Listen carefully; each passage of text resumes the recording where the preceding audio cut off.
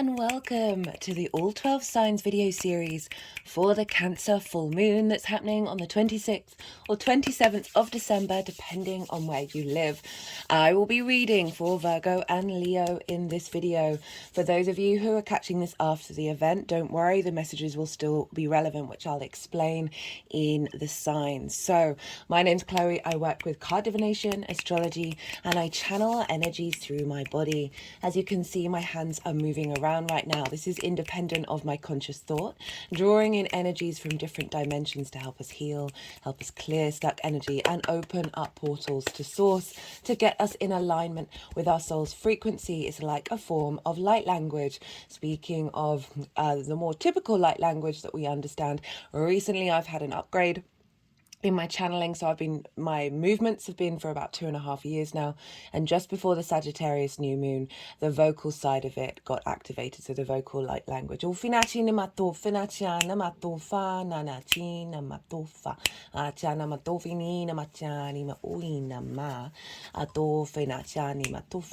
do bear with me while this is going on. Sometimes I'll get words pop into my head that are sort of translating the vocal light language.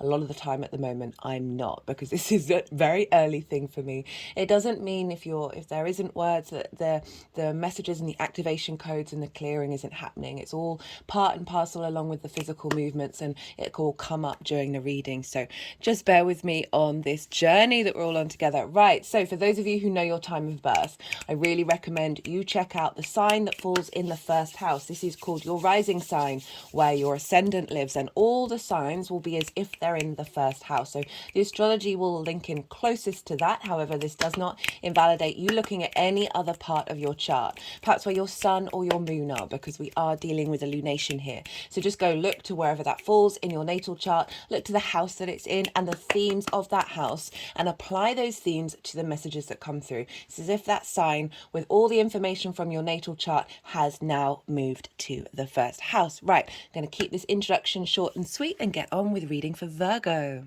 Virgo rising. How you doing, Virgo? For those of you tapping into the Virgo energy and it doesn't fall in your first house in your natal chart, look to the house that it does fall in, look to the themes of that house and apply those themes to the messages that come through. It's as if all the connotations of your Virgo energy in your natal chart, astrological points, celestial bodies, themes of house, have now all moved to the first house. So take what resonates, leave what doesn't. Right, I am reading for the Cancer full moon. Before I kick off, I have mentioned in the introductions and in the Sagittarius oracle reading, new moon oracle reading, and the collective Cancer full moon reading. But for new returning viewers alike, this is a new thing that's happened to me. Is the physical movements that I do, that got activated about 2.5 years ago, and just before the Sagittarius new moon.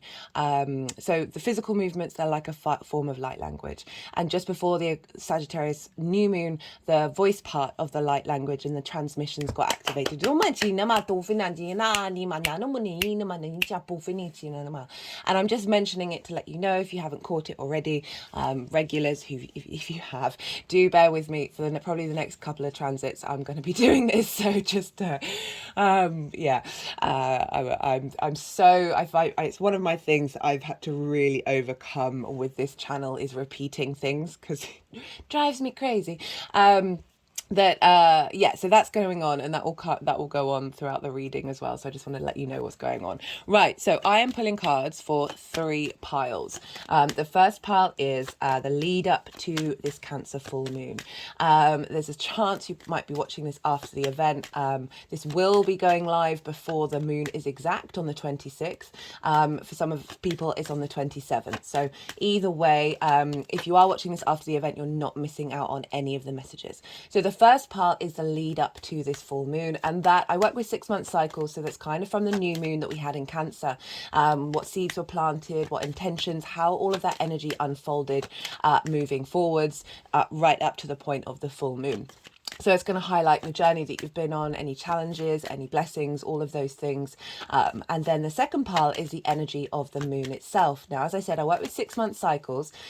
So this is, yes, this is a culmination of something, but I do see lunations as portals for energy downloads, activation codes for us that then unfold over the next 6 months. So the full moon, yes, it may be an ending of something, but it will then be activating a new frequency built on everything that you've been learning over the last 6 months, and that will unfold over until the Cancer new moon next year. So as I said, you're not missing out on any of the energy. So the messages that are coming through, because I focus more on the long term.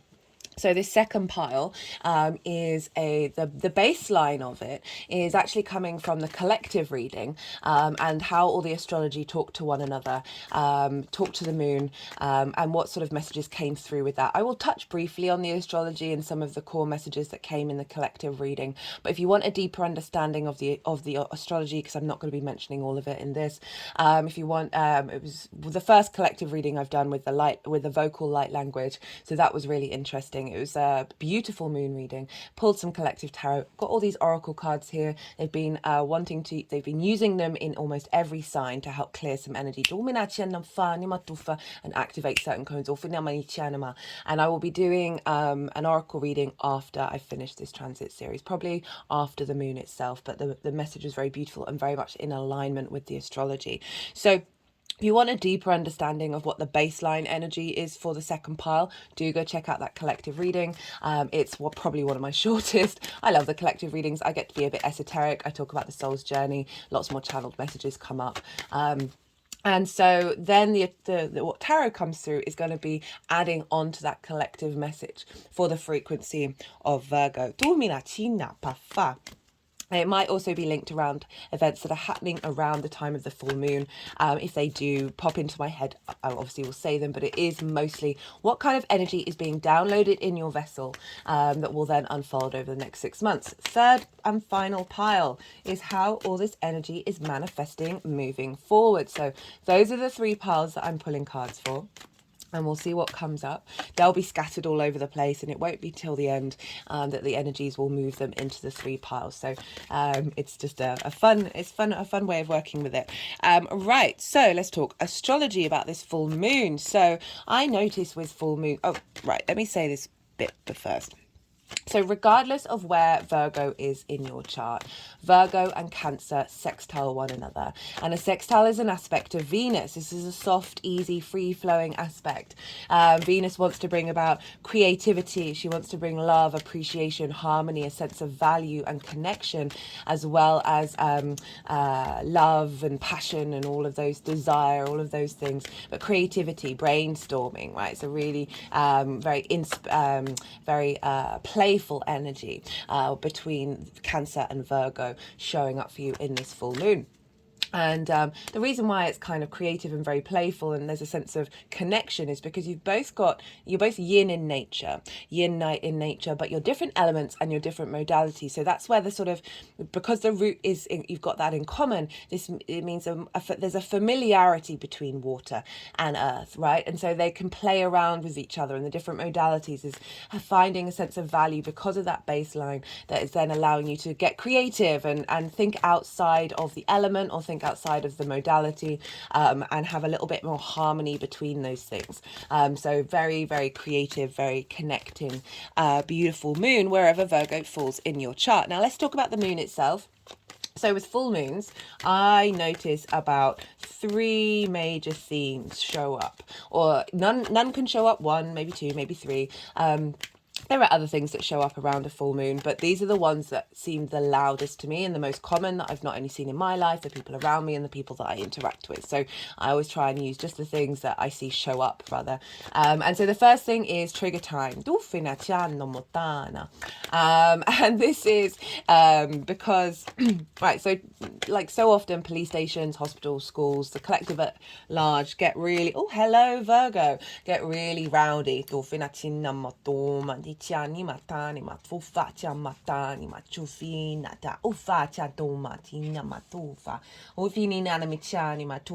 they're working with the animal card, the thread card, and now the crystal skull of wisdom, clarity, divine healing, high vibrational energy.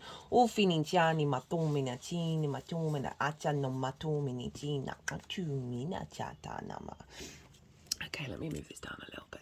What was I saying? Yeah, so we can all start howling at the moon, right? And why is this? Why is this a potential time of things blowing up, triggers happening, arguments, all of that stuff, or just feeling really emotional, high energy, or burnt out, right? Full moons can be very confusing times because the full light of the sun, our vision, our clarity, our consciousness, our purpose, our will, the animation, and the sort of the driving force of us, the full light of that clarity, that cognitive space is on the unconscious, is highlighting the whole of the unconscious, the moon, our emotional body, our intuition. How do we nourish ourselves? How do we nourish others? And most importantly, with this particular trigger, is how are our needs being met, or are they not being met? So this is when something gets triggered in the unconscious space that is highlighting any things that you need to look at, right? So I see it as an offering from the sun and the moon because they're bringing the vision of the conscious space, right? So your ability to see it into the unconscious. So it could be you getting triggered, it could be other people getting triggered, a situation happening where you're like, what is this? What am I feeling? What's going on here? How am I responding? And so, as I said, even though it's difficult, I've certainly had my fair share of them. Once the sort of dust settles and you can sit back and observe what's happened, this is the sun and the moon saying, hey, look over here. There's something you may have missed that actually will help you on your unfolding, your reintegration into your self journey. And we just want to highlight it so you can then be in a state of observation. And so, this is again, then sitting with it, holding space, asking questions, what have you got to tell me, and then going on the journey of integrating whatever has come up. That can unfold over the next 6 months, so it is a great tool, even if it is difficult, to help give you a clue about the next step of your journey. The second thing is, so often when we're doing the inner work, when we're working through something, it can be very much in the mental sphere, and this is it's very easy, it's a very great space to do it, but we tend to need a more holistic incorporation, and that involves spiritual work, soul work, emotional work. But for this particular theme, it's the physical body, because so often our physical body, which is the animal showing up here, of like the survival mechanisms stored within our body, so it's an immediate response whether you're not conscious of it or not, but like your guard's up, your defenses up if a situation's happening. That if we're just doing everything in the mental sphere, our body's not learning. It's going to be able to get something from it and work with it, but you still need to. And so I find that the universe comes along, and the sun and the moon are like, hey, we're going to bring up a situation that mirrors or reflects a theme of a trauma or a limiting belief or whatever it is, or a shadow side of self that you've been working on. And these I find are often, these are more frustrating and annoying than the sort of the potential pain that you might get with the first one, because you think you've done the work. You're like, I thought I've cleared this energy. Why is this manifesting? How have I manifested this? What is this going on? I thought I'd worked on it. The last one for me was the Pisces full moon, and that took a little while to integrate. But at the time, a similar situation showed up, and I could observe it. I could see the threads of what it was connected to, and I realized that I was still witnessing it and thinking this isn't cool, and had a slight emotional response, but mostly I felt centered, I felt at peace. I was frustrated that this was happening, but it wasn't touching me emotionally. It wasn't touching my physical body, wasn't in threat mode. So the universe will come along when you're not to ingrain and not to reinforce these situations, but when you're ready to provide a situation that then your physical body can walk through and experience and realize, oh, no, I'm safe. No, this isn't touching me anymore. This energetic frequency isn't resonating with my own. And you then there's a softness, there's a calmness that comes with it. And yes, there may be things afterwards to integrate, but it's mostly letting it's helping dissolve whatever residue. They were sort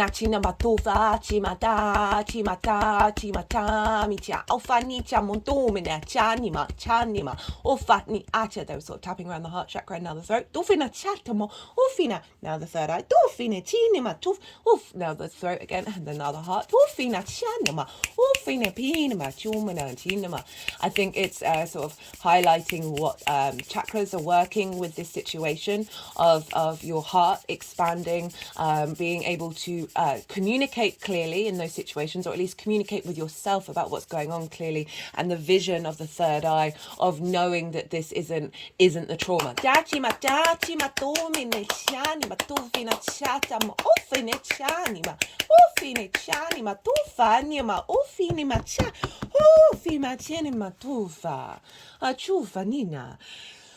Okay, that was quite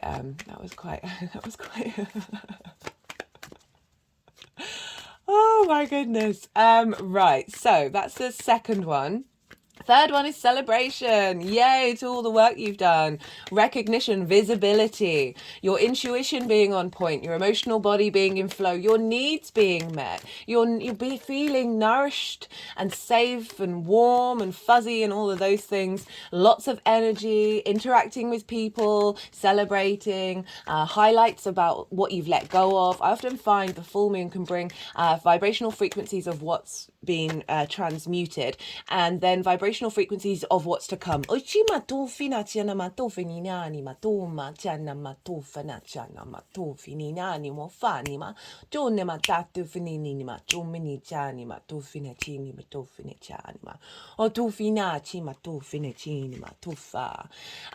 so it can be highlighting as I said, what's to come. A little thing may crop up, and your sixth spidey sense might crop in and go, hey, what's this? This feels like this isn't coming from the now or the past, but the future.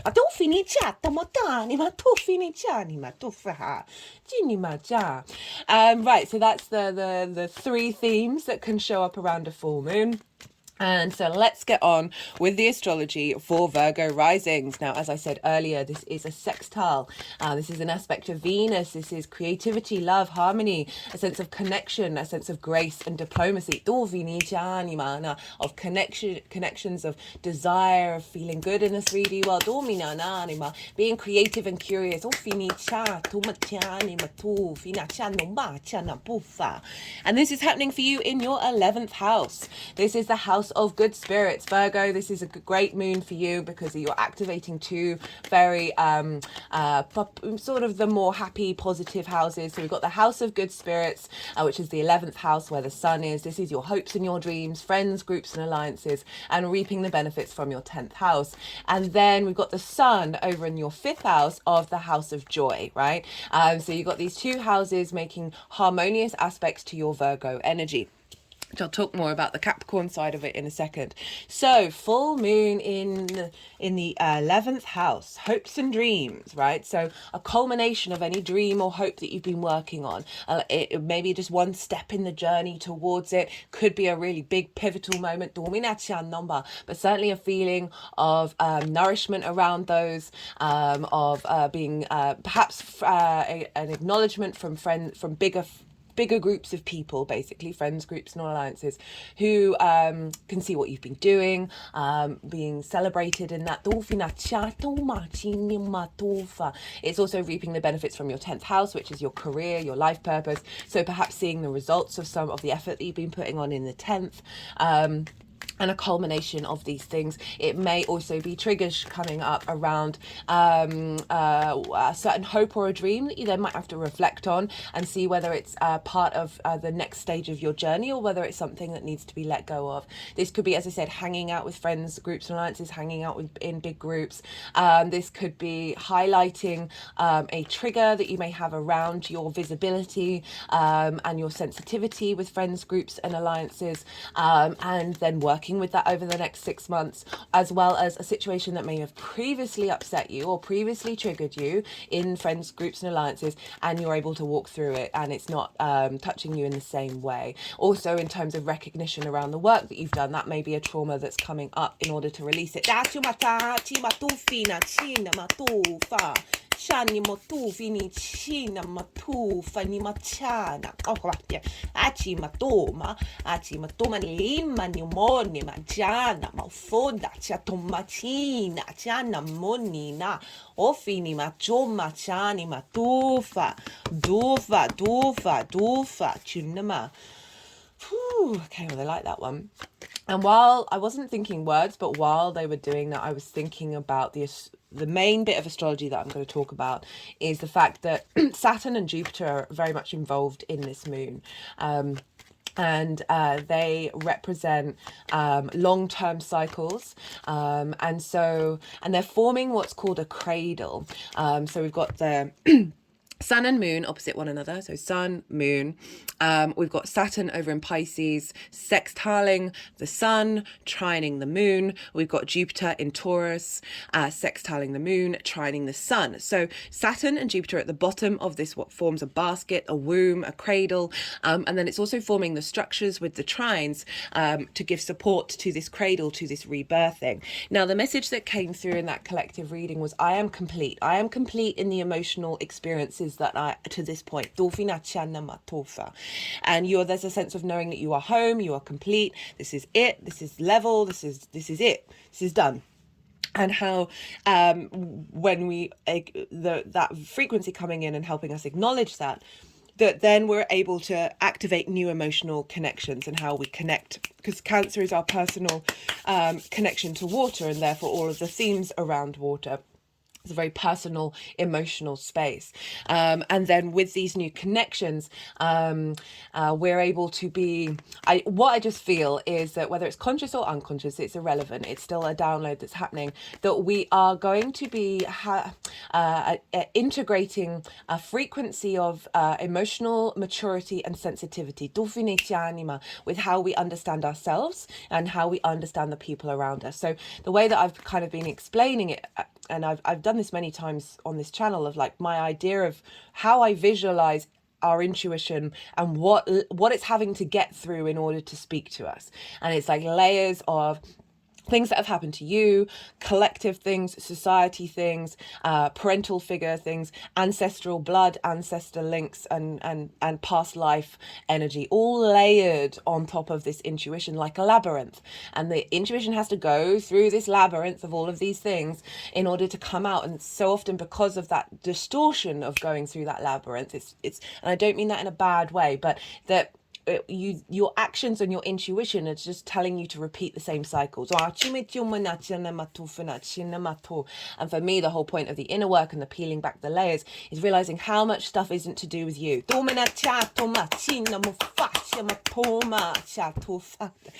feisty today. And the more that you sort of work with that and peel back those layers, the less your intuition is having to like basically ricochet off these things and get influenced. That this full moon, this Cancer full moon that is literally birthing us out, no longer in the womb, we're coming out into another level. And it's so funny that the womb came up. We've got birthing a new age as well, threshold, trust, so like being able to step over that journey into the new frequency of where we're, as I said, conscious or not, it's irrelevant. It is, you don't just, if you're not consciously aware of what's going on, doesn't mean it's not happening. That we're just going to have a level of maturity in the way that we communicate with others and ourselves. So having more, so when we're talking to somebody, we don't know the layers of the labyrinth that they're going through, right? Sometimes we can sense certain things, or if you know them well, certain things. But generally, you know, unless you're a high-end aura reader or whatever it is, you might just not be aware of the things that you may say or the things that they say are triggering you, and vice versa. And I just feel like we're getting a little boost to help us with some sensitivity. Doesn't mean not speaking your piece, but just how you phrase it and how you communicate that. What are you vibrating off, and how is that other person interpreting it? I just feel like we're getting a little boost to help us be more mature and think more long term and have a level of sensitivity that means we're not repeating the cycles that these layers are interacting with, but we're able to transmute that energy and create cycles with that energy that aren't the same repeating ones. And the reason why I say maturity is because Saturn and Jupiter are the two last visible gas giants, right? I think that, well, they're the only visible gas giants to the naked eye, and they represent more society than your personal interaction because they're longer term planet cycles compared to Mars, Venus, and Mercury and the Moon and the Sun. That Jupiter is 12 years, Saturn is 30, that they are calling us they are providing that support. Remember the baseline of the cradle to then to help us launch us out with this level of depth and level of maturity where we're thinking long term, like rather than kicking off over something and then causing a lot of damage and, you know, all of that stuff.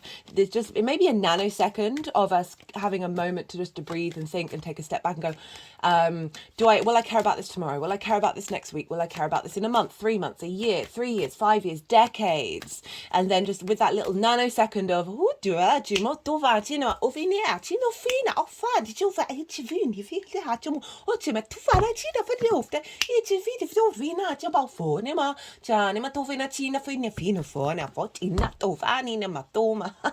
no me na ngachima oi ni me na funi ma chatto facci na mattina anche se non mo fa na cinema, and that will just have a little bit of nanosecond of grace where will just give us allow us to be a bit more mature and a little bit more the adult in the room. As I said, not denying your own experience, not hiding, not people pleasing in a way that is doing everyone a disservice. This is all about us being able to be real with one another without like doing too much damage, right?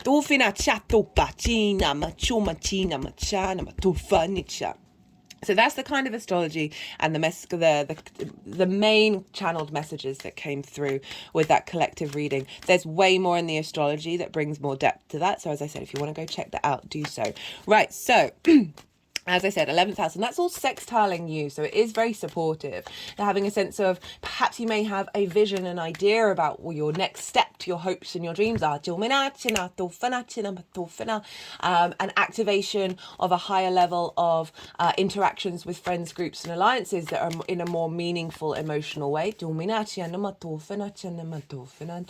Activating new codes around being recognized and reaping the rewards from your 10th house. That is serving you in the long term. You being more emotionally connected and sensitive to groups and alliances and what they need for nourishment, which is a wonderful gift and skill. Being more intuitive around the actions that you need to take in regards to your hopes and your dreams. And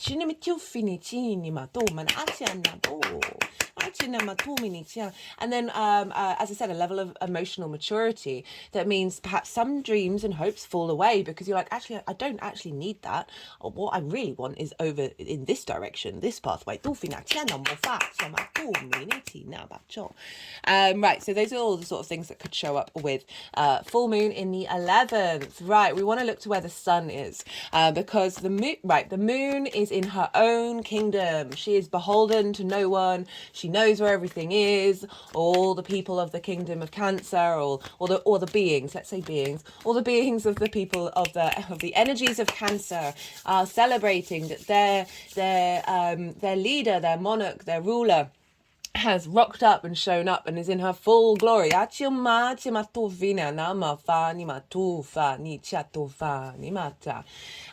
a big celebration. And so the themes of the 11th house are going to be really loud because you know, there's no other she's not in a sign ruled by another planet, therefore that planet and wherever that planet is having influence on her. However, we are going to look to what's going on with the sun in Capricorn, because you've got to remember the light of the sun, the vision, is shining on the moon, so it's playing a role. I forgot to mention, sometimes with full moons it really highlights where you might be out of balance with either house, and so that can be a really great tool to see, okay, what is it that I need to recalibrate? Because with oppositions, we always want them in balance. We want to understand the ebb and the flow between the two, but honor the differences and the combined force that they have. And they're two sides of the same coin. So that sense of separation is part of the journey to get back to the all.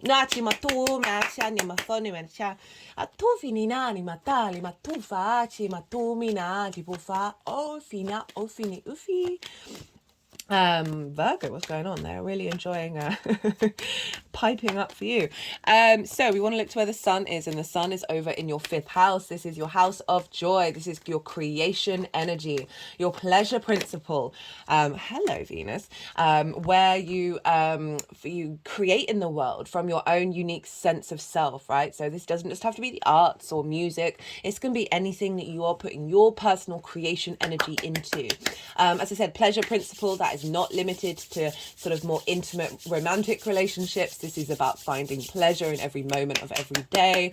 It's linked into fun, amusement, games, play, as well as children, both literal children, yours, children that you work with, or your inner child, very strongly here, as well as the things that you birth into the world that are your creative children.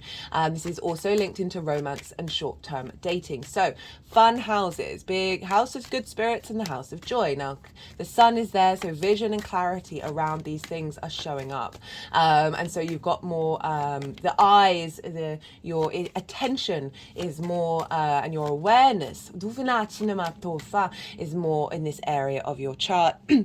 Until we get to Aquarius season. We're going to have Mars move in there. That's going to be great. Mars loves being in Capricorn, so there's going to be a dedication to committing to the activation of this full moon, because they're wanting, this full moon is wanting to be in alignment with your creativity, your pleasure of life, right? Or children in your life, or whatever it is, wants it to be in alignment with what's going on in the 11th, bringing the joy into your hopes and your dreams, getting creative with how they're going to manifest, or finding pleasure with groups so that they can help facilitate your hopes and your dreams, getting creative with working with other people, all of these sorts of things. And so the sun is being ruled by Saturn. And Saturn is over in the sign of Pisces, which for you is in your 7th house, opposite your sign, Virgo risings. Virgos risings, for those of you, well, just Virgos in general, if you haven't seen the Saturn in Pisces series, there's 3. I really recommend it, because you've got Saturn opposite whatever you've got in Virgo, and that opposition can be heavy. And so the first series, I recommend the introductions, because I talk about Saturn in Pisces, Saturn was Neptune, Saturn in relationship to Jupiter, because Jupiter rules Pisces. So Jupiter's influencing Saturn, which is why it's not as chaotic and stern as it was when Saturn was in its own sign. So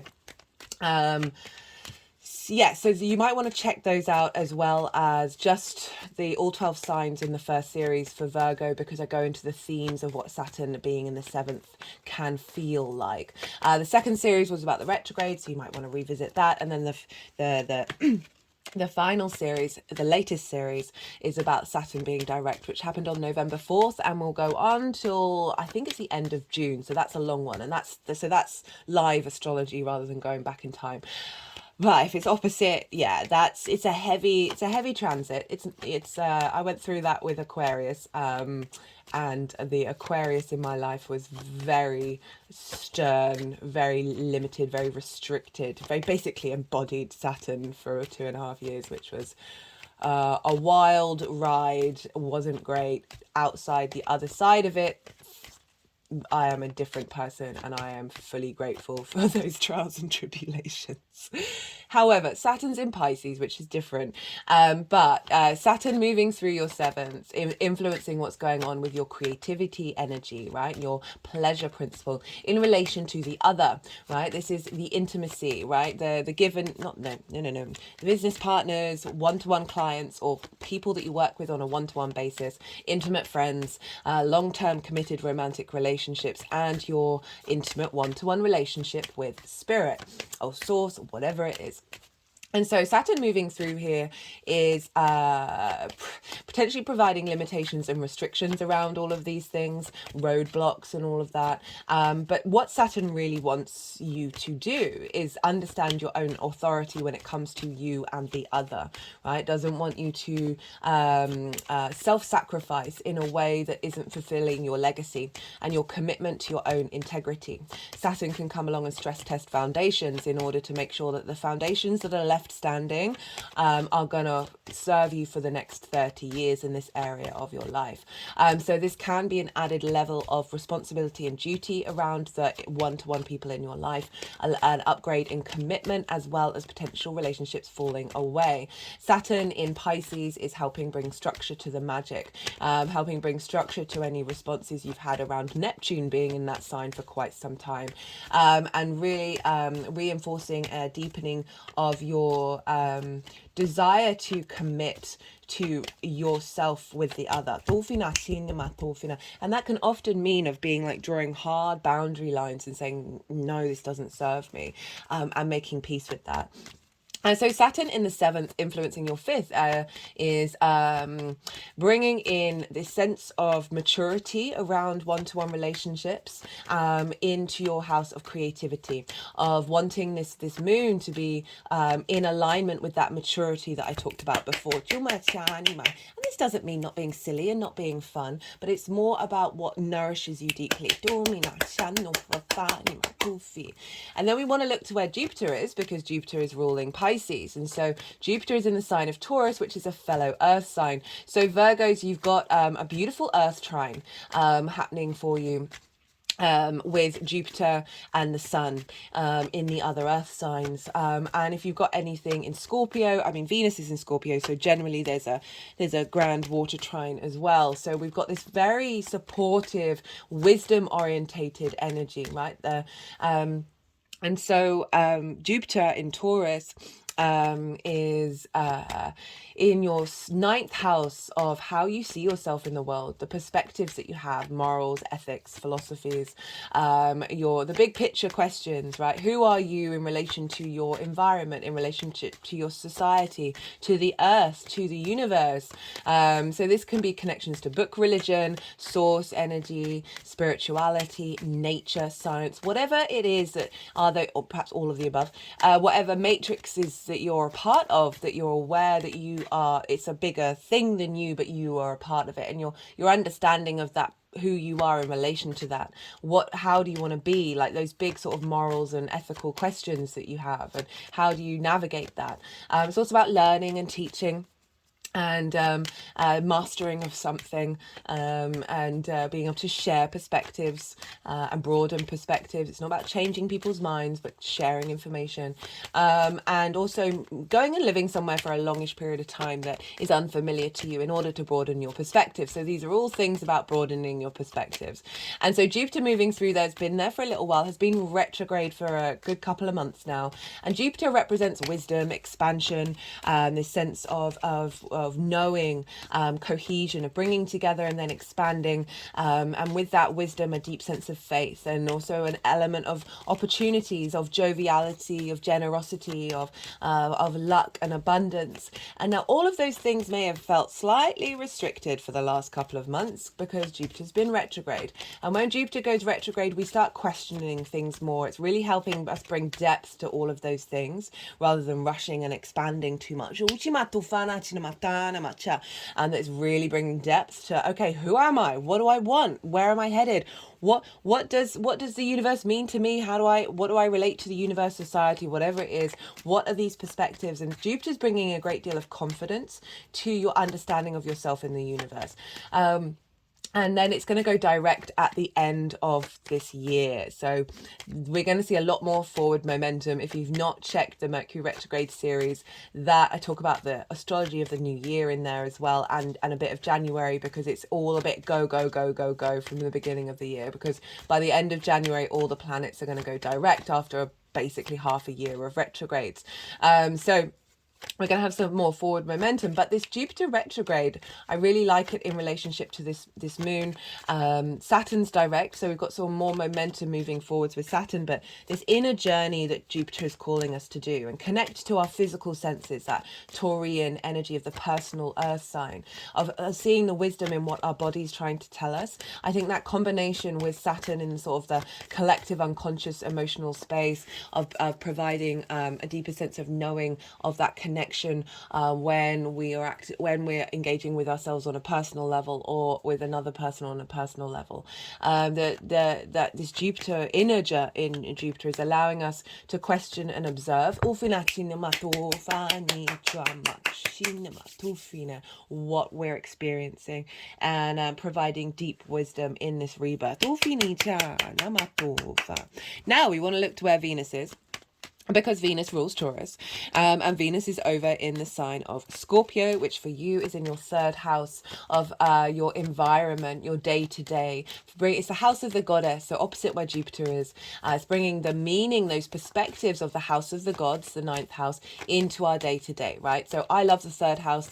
I think this is the point of us, is to bring meaning, joy into our day-to-day, and operate from that sort of meditative practice in like washing up and doing things like that, where you're able to be at peace in those moments rather than see it as a chore, right? It's also your local community, the things you go, places that you go on a day-to-day basis, as well as communication. And communication is the lens in which you share your information via, right? Scorpio, very intense, very passionate, wanting to get to the truth of things. There's an element of sharpness with the Scorpio as well, the sting in the tail. And Venus is moving through there. This is the first time she's moving through there since the South Node left the sign of Scorpio. So she's kind of tidying up the area, and bringing everything together and connecting the dots of any loose ends that may have still been floating around, and bringing a deeper sense of harmony with the journey that you went on with that South Node in Scorpio. And so she's very nonconformist in Scorpio, Venus, and I love it. Very passionate, very intense. There's a desire, as I said, to look to the darkness to find the truth, and having the ease and the grace to do so with Venus. So she's giving us the confidence to be able to look into the truth of things, and find a level of connection and harmony between what it is that you're observing, and how to then share that with love. So this third house of meaning and communication in your day-to-day is influencing what's going on with your perspectives of saying, hey, let's make sure we're able to communicate this and understand that the meaning that you have in your day-to-day, and the power of that then reflects on how you see yourself in the universe, and brings in a higher level of vibrational relationship dynamics, because of the confidence and the wisdom and that inner space that is being transmuted into Saturn, that's then feeding into your creativity and joy. So this this could also really much be linked into an ability to communicate with source energy, to get clues about what's next steps to take for your hopes and your dreams. This can also be an ability to communicate, and bring more satisfaction to your day-to-day, that's then feeding your ability to share your perspectives on a one-to-one basis, that's coming from a very creative, joyous place, and allowing that to activate higher levels of hoping and dreaming. O fini matofa, tima. O fini tu fina tatova, ni matachu fina. Chinamufa, chanamatofina, chima. Right, so, tufi, da, chama, tofa. They've started. So usually I just shuffle for jumpers, and they're trying to convince me that cutting the deck is also a part of the process, but I'm so wary of it. Anyway, that just happened. So that's kind of everything that I wanted to say. This is a very yin moon, and Virgos, you are also yin. There's an element of you being, depends on the rest of your chart, you might be really air and fire heavy, but this is going to resonate with your Virgo yin energy, and yeah, just tap into the energy that came through with the collective reading. It was so soft and it was so nourishing, but there was a real strength behind it, because we've got that Capricorn Sun of our long-term legacy. That's the collective earth sign that's activating more of a longer term understanding of this very personal experience. Check out where your sun and your moon are in your natal chart, because they'll activate with every lunation. So the themes of those houses that they're in might show up. All of them may show up, maybe one, maybe two, maybe none, but it will help. If you understand that, it'll help you understand on a more personal level what's showing up for you for this moon. So I'm gonna go consciously quiet and soften my mind, let the energies move through me. They may want to do some physical light language as well as vocal light language, move the cards around, and then they'll put the cards into the 3 piles, and I'll bring the tarot back into the astrology. I call you to soften your mind as well. So we just had the Yang Day action side of the reading, all the go, go, go, all the stimulation, all the extrovert, all the information. And now we're going to have a little bit of yin, night, rest and digest. So let all that Yang energy settle into your unconscious space. Don't try and force it. Don't overthink. And then see what your intuition pops up into your head. Tap into that yin energy and see what it's trying to say to you.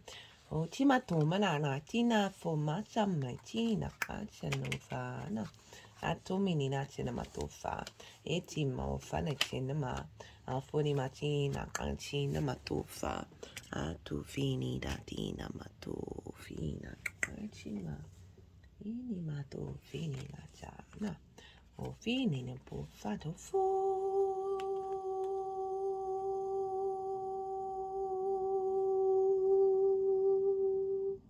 Okay, so this card says Council of Light. Divine orchestration, helpers in the subtle realms.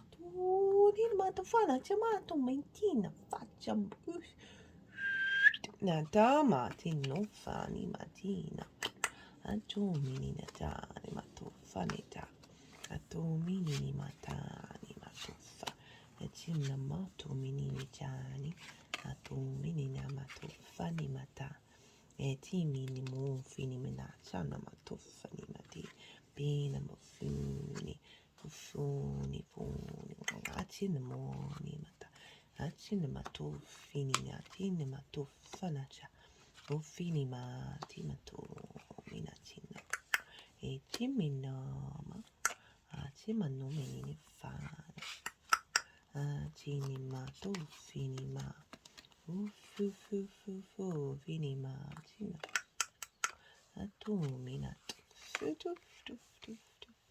Nini matu funi matina faci matu pini na matina mato ina matina matuma nina moni machatana tu fine da chatu mina tu fan e tu mina chane matuma achinina achini matufa e chini matuf e chini matuf tu fini machat tu fini matu fini machata tu fina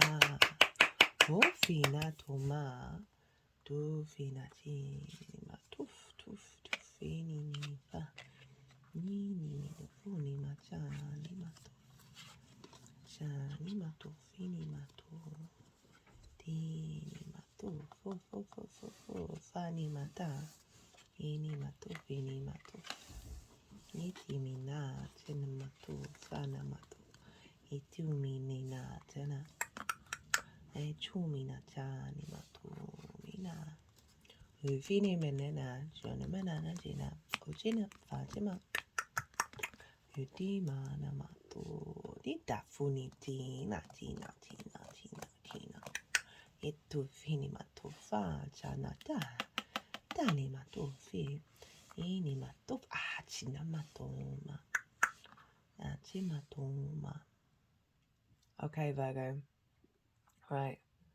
So what do? They tap the Hermit. And all of these cards on the amethyst I've got here, they tap the High Priestess on the Happy Buddha. Love the Happy Buddha vibes.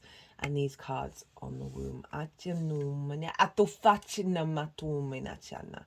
this is the Ananukai Light Codes card. Energetic shift, new information, end of a cycle. Right,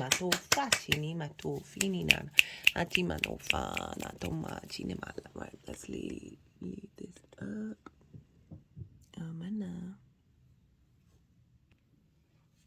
Sorry, Virgo, I just noticed that the lens hadn't been properly cleaned, so I just paused for a second and did that. I do apologise for that. At least I got it before doing the tarot. Right, okay, let's crack on with what's showing up for the lead up to this full moon.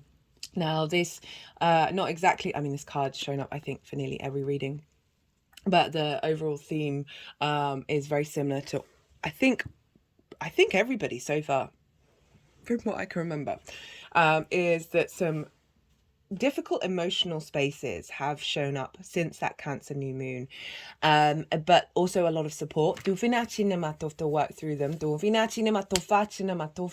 And it's very much felt like that new moon for everybody has helped navigate certain things in order to get to this full moon, where there is a general feeling of like, I feel okay, I'm at peace with what's going on, even if you know it's not necessarily things that you are all smiles and roses and all of that, but there's a real sense of, okay, because of all the work that everybody's been doing, now there's the ability to activate from a higher level. Right, so we have the 10 of Wands, 10 of Swords. You've also got the 10 of Pentacles. You've got 3 10s. I don't remember the last time that's happened. Occasionally get lots of 2s, but not 3. We've got the 5 of Cups with the Page of Swords, the Moon, sort of overlaying those, and then the Hermit on the top of it. So it's a 3-stage pronged tarot section, right? So 10 of Wands, 10 of Swords. 10 of Wands, in relation to the 11th house, we can look at the weight and the burden of dreams and hopes, and how does that feel, and do you feel like you're getting anywhere, or does it feel like there's so much you need to do that you can't see that there are no clouds in the sky, that it's a beautiful day, this figure is hunched over, right? There's nothing wrong with hard work. It's a wonderful part of our framework, but it's how we look at it, and it's the weight of it, right? Sometimes we take on a lot of responsibility from people who should be taking on their own responsibility and things like that. Thinking about friends groups and alliances, of just feeling like you may have been doing the heavy lifting,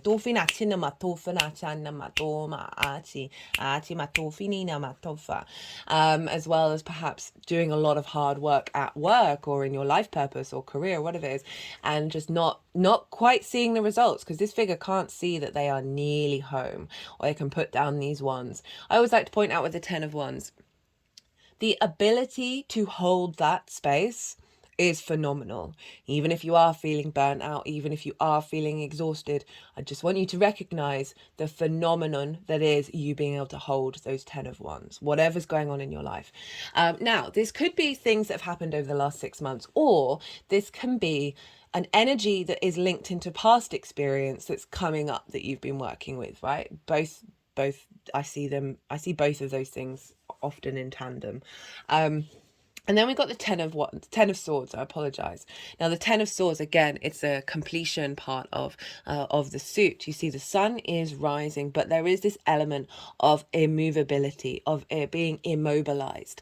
And there's an element of betrayal, because these are all along the back, of feeling the situations, ideas, constructs. These can be limiting beliefs that are inside your mind, that is blocking you from being able to get up and take those actions around hopes and dreams, or feeling like certain situations, things someone has said that has like sort of cut something to the quick in you, and you're then able to not move and not take a step forward. Say, for example, when you were very young, someone said, oh, you won't amount to anything, right? Those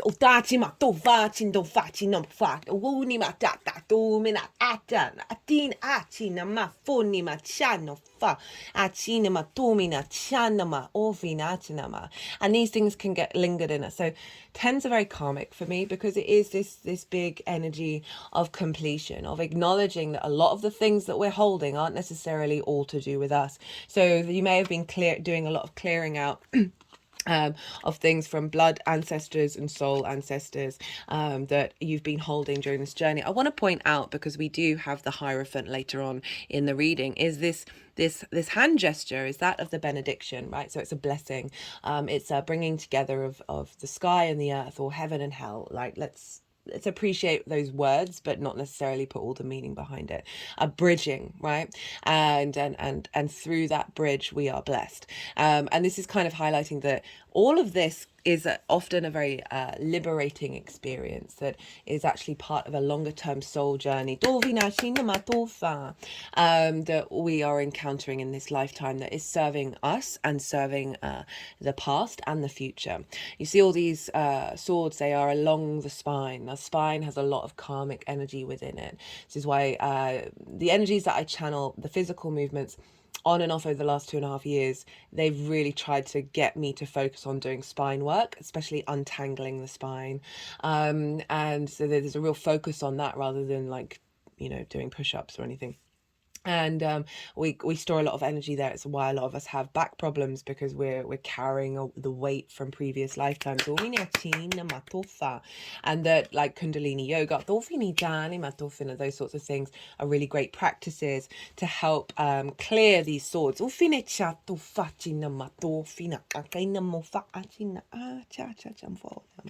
whole spine was sort of wiggling while they were doing that.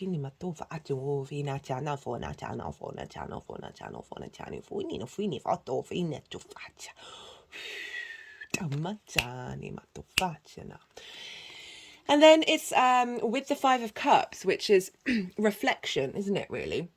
It's after the event of how do we feel. So as I said, for some of you, this may be emotions around these things coming up that is then helping you tap into the grief of it that you may have suppressed, and allow that emotion to flow through you. The problem with the Five of Cups is sometimes we can get stuck in this grief phase and not see that the Two of Cups is behind us and able to bring union back when it felt like the ebb and the flow and the abundance and being with like-minded people and being celebrated and feeling good about yourself is no longer the case, right? That Three of Cups. And it could be how, like, old energy around hopes and dreams not manifesting, being received in friends groups and alliances, as well as reaping the benefits from your 10th house, could have all cropped up over the last 6 months in order for you to clear those energy decks. And there may have been situations that highlight all of those themes that have got you to this, put you into a place of the heaviness of the grief, right? Of shrouding yourself, of hiding yourself, or the vulnerability of it all. Now we've got with it the Page of Swords and the Moon. Now the Page of Swords is great for looking to the past while moving towards the future. There's a real clarity with the page, bringing in messages, being able to observe that which has happened and with the intention of moving forward, right? And with the Moon, of really allowing yourself to tap into your sensitivity, into your intuition, into your psychic dreaming, or whatever it is, allowing some softness to come in to help heal any delusions and illusions that crop up via this. Allowing you to realize that you are the universe manifest, that you are full of abundance, you are full of love, rather than this heaviness and this grief, right? These cards are really bringing in saying that you've been working with this energy and you've been giving yourself the time in order to do so. And it's crowned with the Hermit. Now the Hermit was the first card that came out for you, Virgo, which this is your card. The Hermit is very independent. It's standing on top of a mountain. It's able to go deep within and understand its own knowledge and its own source, also connecting to nature. And I was just about to say they picked this card up right at the beginning and was doing a lot of work with the animal. Now the Hermit is able to hear the messages and the signs from the nature kingdom because it gives time and pause to listen. Now if we think that about those difficult energies, you've given yourself time to go inward, to listen to those stories and to sit with them and shine the light of the star, which is deep healing, right?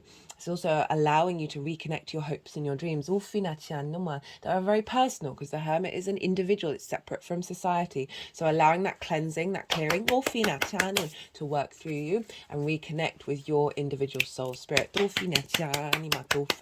is then cultivating. Like this all major arcana, dude, right? Like what's going on here?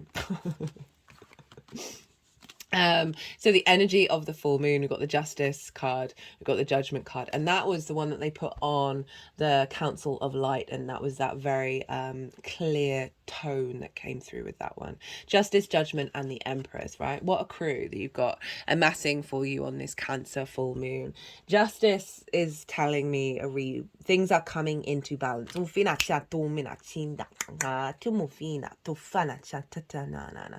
put it over the thread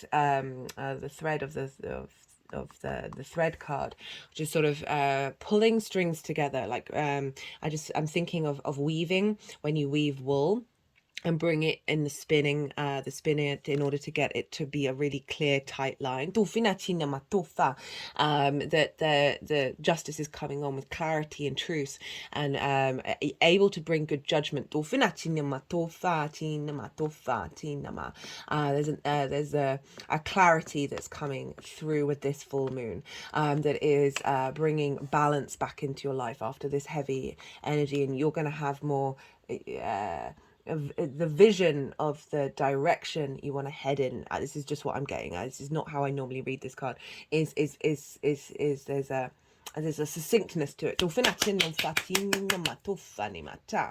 we've got it with the Judgment and the Empress. So Justice is about being able to make decisions both with empathy and with rationality. It's bringing that into balance and being able to,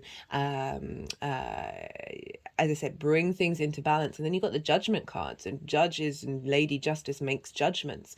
And again, we've got this theme with the grey. So we've got the grey of the Hermit, and we've got the grey of these beings that are being resurrected by the vibrational frequency of the angel, right? So this represents ascension.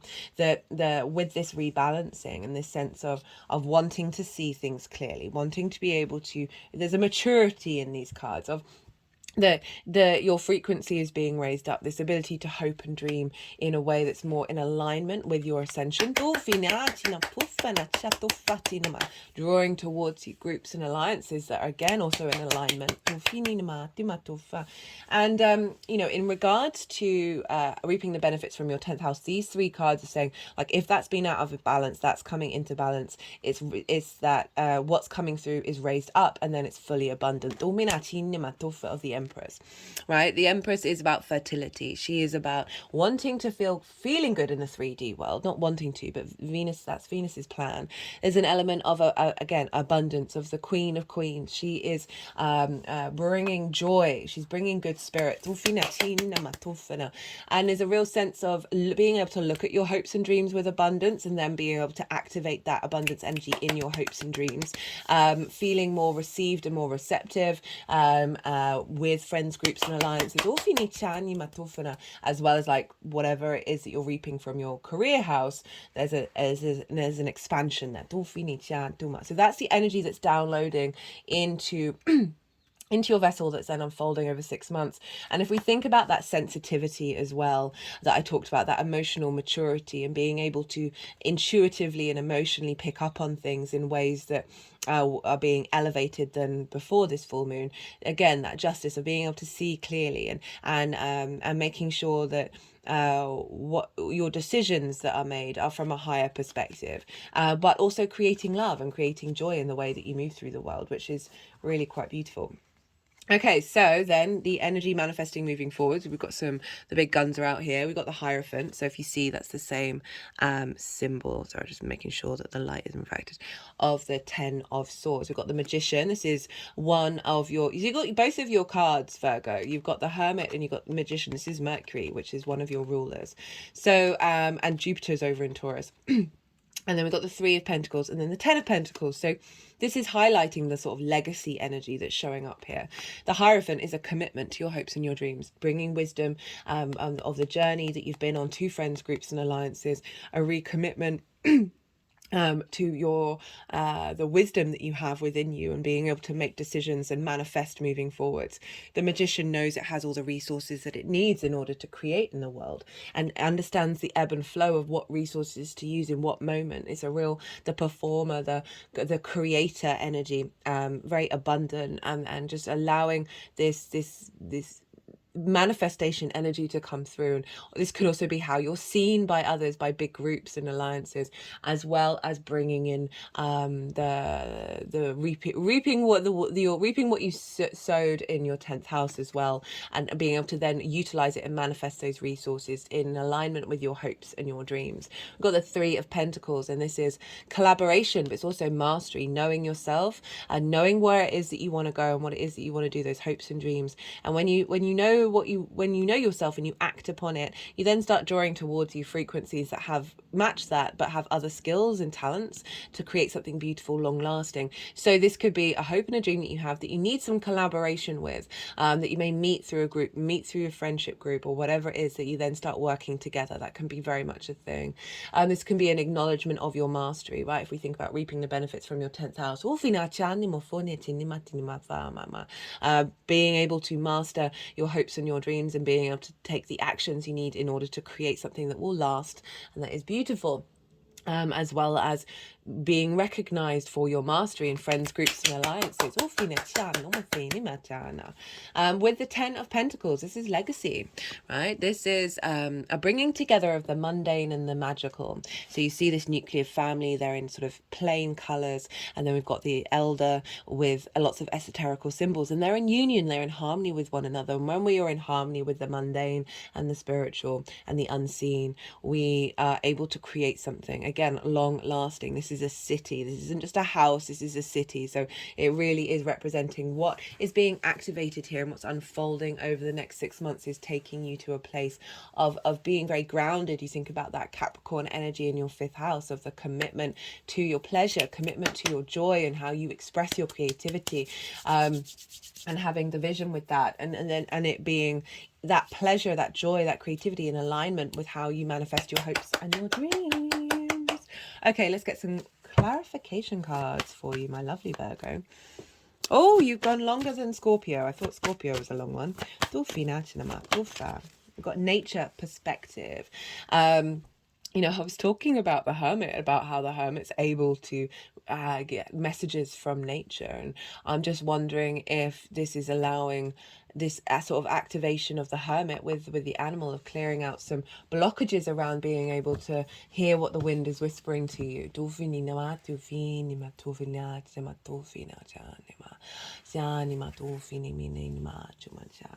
Also getting with the nature and perspective of realigning with Jupiter in your 9th, of how you see yourself in the world, of a realignment with your true nature that isn't being affected in a negative way by one-to-one relationships, or your relationship with your creativity, and you're being able to communicate your nature. That Venus in Scorpio.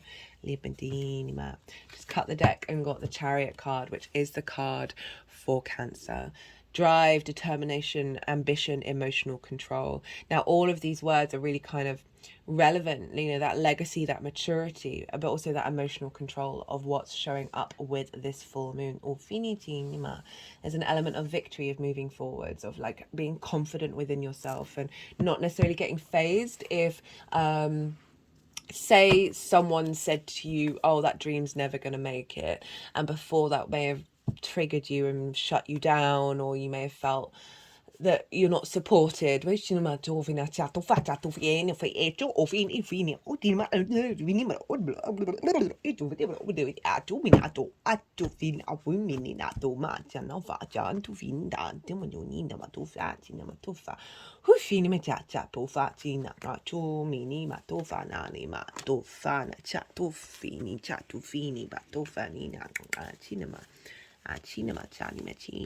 perseverance. Kept going. Well done.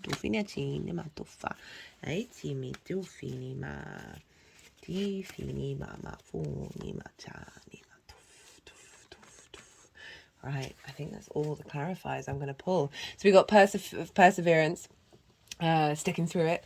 Got love, reconnecting with yourself, right? The Hermit card. What the Virgo really wants. And then we've got abundance at the other end of it, saying the work that you've done is really creating a lot of space for new frequencies to come in. Right, I'm going to leave it there, Virgo, because I went on for too long. I hope you enjoyed this video. Be good to yourselves, Virgo. Be good to those around you. And most importantly, be well until we meet again. Leo rising. How you doing, Leo? For those of you tapping into the Leo energy and it doesn't fall in your first house, look to the house that it does fall in. Look to the themes of that house and apply those themes to the messages that come through. It's as if that Leo energy, with all the connotations of your natal chart, astrological points, celestial bodies, themes of house, have now all moved to the first house. So take what resonates, leave what doesn't. Before I kick off, I just want to say, just in case you didn't see the introduction, or there's 2 other videos where I've mentioned it, the collective reading for this moon, as well as the oracle reading for the last lunation, which was the Sagittarius new moon. I just want to say, so for the last 2.5 years, the physical movements that I do were activated, and I've been working with them. And then just before the Sagittarius new moon, I had an upgrade. So the movements are like a form of light language, and I've had an upgrade with the vocal side of it. So now vocal light language is coming through. So so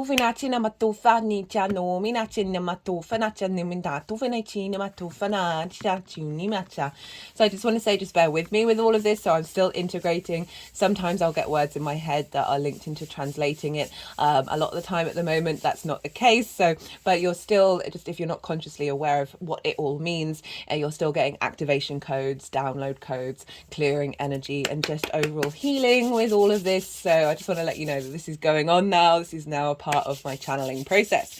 Okay, so I am pulling cards for 3 different piles. The first pile is the energy leading up to this full moon. I work with 6-month cycles, so this is from the new moon in Cancer that we had in Cancer season, what you've been working on, what seeds and intentions have been unfolding, and where you're kind of at in the lead up to this full moon. And then the second pile is the energy of the moon itself. And so, as I said, I work with 6-month cycles. So even if you're watching this after the event, you're not missing out on the messages, because what I see, like lunations, is portals for downloads and activation codes.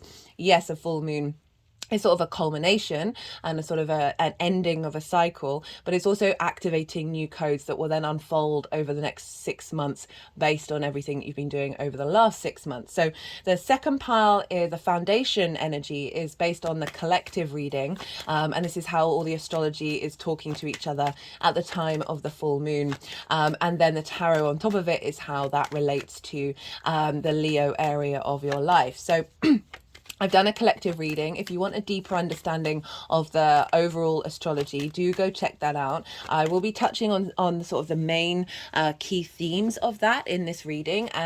But if you want a deeper understanding of what that baseline is of the second pile, then do go check that out. It's the first collective reading that I've done with light language. I did a little bit in the Oracle New Moon for the Sagittarius, but it was really beautiful to tap into and really lovely. So you might want to go check that out. As I said, I will be talking about the overall themes in the rest of the reading. So you'll get a little bit of an idea of what's showing up for us all collectively, and then how that's impacting you, Leo. Right. The third and final pile is how all this energy is manifesting moving forwards. I forgot to mention for the second pile, sometimes in the readings, things will come up that are linked into what's happening around the full moon, but mostly it's what energy is being downloaded into your vessel that will then unfold. So those are the 3 piles. Now, regardless of whether Leo is your rising sign or not, Leo is right next door to Cancer, and this is what's called inverted. So this is when we've got 2 signs sitting next to one another. The way I like to describe it is, imagine you're sitting next to somebody, but you're both looking forward, so you don't have that direct, clear line of sight at the other person. And this is because when signs are next door to each other, they don't have a traditional aspect that's linking them together. But if you imagine sitting next to somebody, you can tell you are, right? There's your spidey senses, all the subtle energetic fields get activated. And when signs are next door to each other, it's like their energy is kind of through osmosis feeding in and out of one another. And so when I say subtle energies, this isn't a diminishing of the power of that. It's just working in a different way. And so there's an element of I find these moons are really powerful when they're next door to a sign, but it's not necessarily the loud and brash ways that other aspects can bring in, but it is happening on the subtle energetic level of this upgrade. And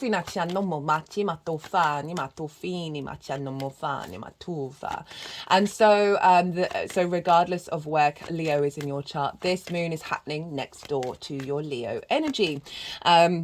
So let's talk about the full moon. Let's see what kind of things show up with the full moon. So I noticed there's three main themes, and sometimes all of these themes can show up, sometimes maybe one, maybe two, or none at all, because there can be other stuff going on, but these are the three main themes that I see, not only in my own life, the people around me, and the people that I interact with. So the first one is trigger time. And this is when so often police stations, schools, hospitals, the collective at large get a bit rowdy, without howling at the moon, might feel a bit disorientated. But things are sort of kicking off around a full moon, isn't it? And so why is it trigger time? Well, the full light of the sun, the clarity, the vision, the animation, the purpose, the will, all of this cognitive, conscious understanding is spread over the full shape of the moon. The moon is our intuition, our unconscious space, our emotional body. How do we nourish ourselves and how do we nourish others, as well as whether our needs are being met or not being met. And so often this is an offering from the sun and the moon, to provide vision and clarity about something that's in your unconscious space that needs to be worked on. And this can often show up in the form of triggering. Either you get triggered, either somebody else gets triggered, a situation, or just something kicking off and blowing up, right? And it can feel very emotionally heavy. It can feel there's a lot going on, and I'm not negating that side of it. But once the dust settles, this is, as I said, an offering from the sun and the moon of going, hey, look over here.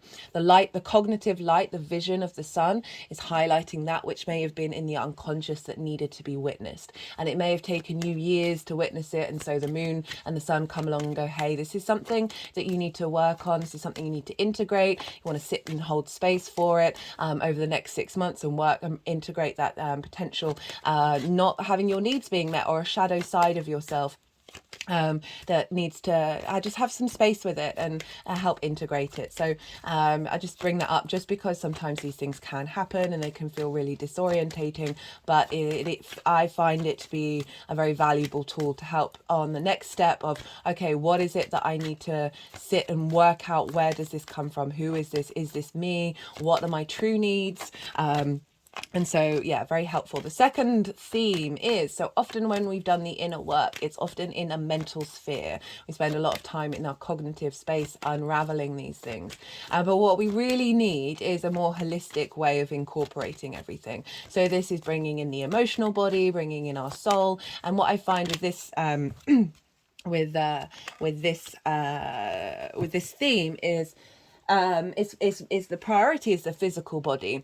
The physical body holds a lot of tension in it, a lot of trauma. It's an immediate unconscious response to previous situations. And throughout the readings, for every readings, they've really focused on the animal card of like that survival mode of thinking that there's danger. I will be doing a separate oracle card reading probably a day after the full moon itself, and the message that came through is really in alignment with the channeled messages and the astrology, so that was really beautiful to see. So you might want to come back and watch that after when it comes out, because they've been doing a lot of work with these cards, so you'll get a fuller understanding of what that all means if you check out the oracle card reading. So Yeah, so the sun and the moon will come along and will provide a situation that may mirror the themes of a trauma or the themes of a limiting belief. And I find it does so, they do so when you're ready.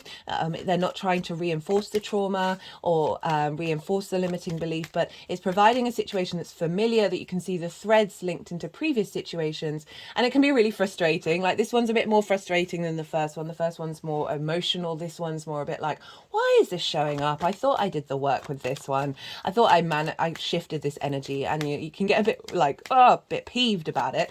But it's in order for your body to then move through it and realize, oh no, this isn't bothering me anymore. I'm not having a survival mechanism response to it. I'm not emotionally deeply attached to it. You can still have emotions around it, but I've found like the last one that I had was for the Pisces full moon, and that was, I was like, what? It was a ridiculous situation and it could have really upset me, but it didn't. But I was still sort of tapping into the energy of, I can see why I'd be upset about this, but I'm not.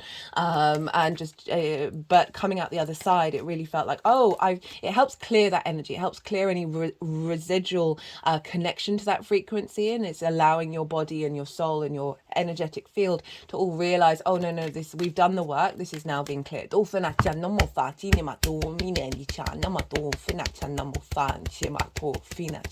least a level of it has been. Sometimes I find once you think you've completed a level, you think that's the end of the levels, and it's like, oh no, there's another one, and there's another one. And they tend to get more subtle and subtle and subtle and subtle and subtle, because you're really dealing with the nuances and the tiny little strands. Anyway, that's the second part. The third part is a celebration. The full light of the moon being visible, your needs being met, feeling nourished, celebrating, visibility around this area of your chart, a culmination of things that you've been working on. Often find with full moons, they highlight vibrational frequencies that are being let go of, as well as that which is coming in the next cycle as well. So get your spidey sense on and figure out, okay, this feels like this is from the future.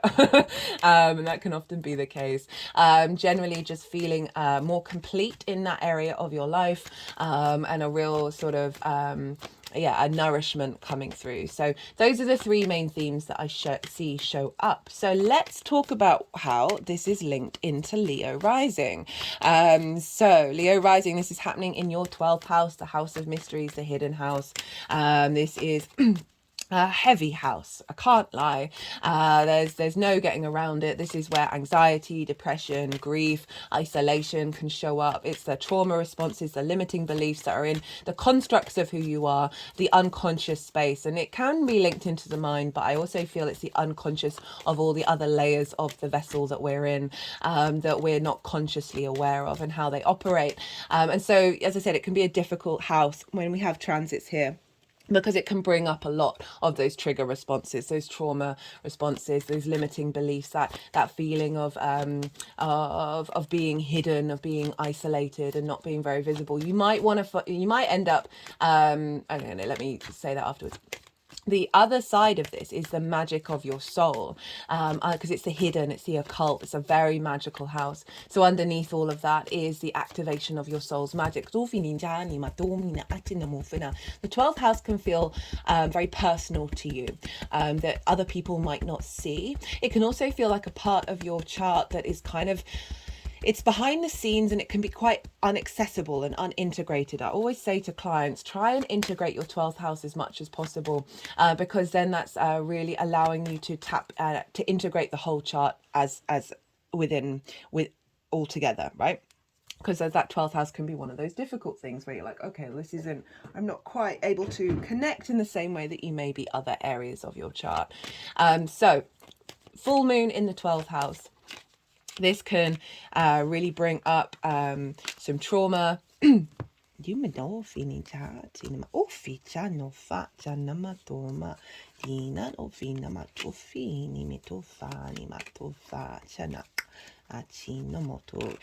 so the energies have got really keen on me just cutting the deck, and taking some cards. Duvina tima toma I tofini ma tofa ni matini ma tofa ni ta tofa dufa tine ma tofini to minata tufini ma tofa na tofa.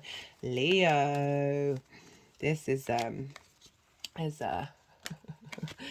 they're wanting a lot of dufinato facinema tu finina manana betu fininato facinemato fanitoma cinemato fa. Basically most of the deck. All right, they put the deck down. That's a lot of cards. God, Leo. Final one, kept it for last. So what does this look like? What might show up? So as I said, like the illumination of the unconscious. So this can be some big heavy energy coming up to be released. Working through certain layers of anxiety and grief and loss and isolation, as well as reconnecting, like helping connect to that.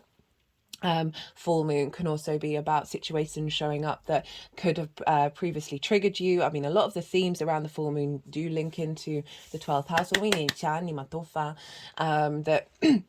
That situations that would have previously bothered you are now getting cleared out. Also, that celebration of your intuition and being more in emotional flow. You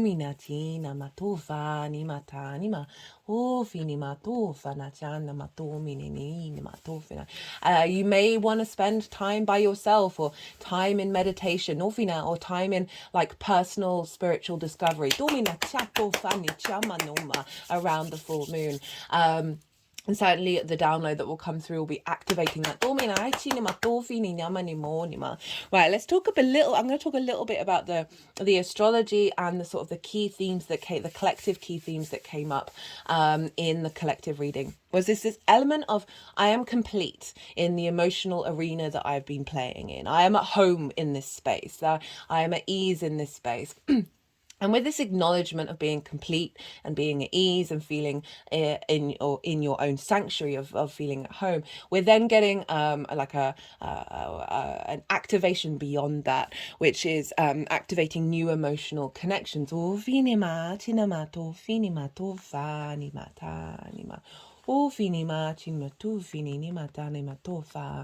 It's very interesting. They're focusing on the Leo card. This can, what was I just saying? Goodness me. Yeah, I want to talk about, so, and with this, we're sort of, as I said, activating new emotional connections. And with that, has felt like a real depth of maturity around our emotional responses. So Cancer is the personal connection to water, and a deeper understanding of our emotional responses, as well as that with other people. So this deepening level of maturity, of understanding, whether it's conscious or not, doesn't matter, of our ability to navigate the layers in which our emotions have us respond, right? So I look at intuition. Intuition has to go through, for me, this is how I visualize it, layers, like a labyrinth of layers, before we then connect to it. Consciously. And these are layers of past soul lives, blood ancestor things, parental connotations, your own personal experiences, as well as societal norms and expectations, collective conditioning, all of these things. Your intuition is having to go through this labyrinth and is then influenced by all of these things before it comes out. And so often our intuition can get distorted and then repeats cycles, right? Because it's going through these layers and taking that energy on, and can repeat those cycles. And so often when we're talking to other people, we're not aware of what their intuition and their expression of their emotions is coming through that labyrinth. And so we can often trigger those things and then reinforce those cycles rather than transforming them. And what really feels with this message that came through is that we are getting this element of maturity in our in the root of us that is going to help us navigate those things. And the reason why I say this is because we are, so the sun and the moon are opposite one another. So we've got the sun, we've got the moon, we've got Saturn over in Pisces, sextiling the sun, and we've got Jupiter over in Taurus. They're sextiling each other, Saturn and Jupiter, as well as Jupiter to the moon. Jupiter is also trining the sun, and Saturn is trining the moon. So this is forming what's called a cradle. This is like a basket, a womb, and very funnily, we got the womb come up. We're being rebirthed out of this from these two outer gas giants, the visible gas giants to the naked eye. They represent longer term cycles. They are Jupiter's 12 years, Saturn's 30, and they are acting as the foundational space as well as the structure of this cradle. That this level of maturity is coming through that is in alignment with longer term cycles. So rather than kicking off over something in emotionally in that moment, it may give us like a nanosecond of comprehension of, am I going to care about this tomorrow? Am I going to care about this next week, next year, next decade? And then just allow us a bit more grace, that maturity, that sort of longer term cycle energy to kick in. That is then helping us transform cycles collectively.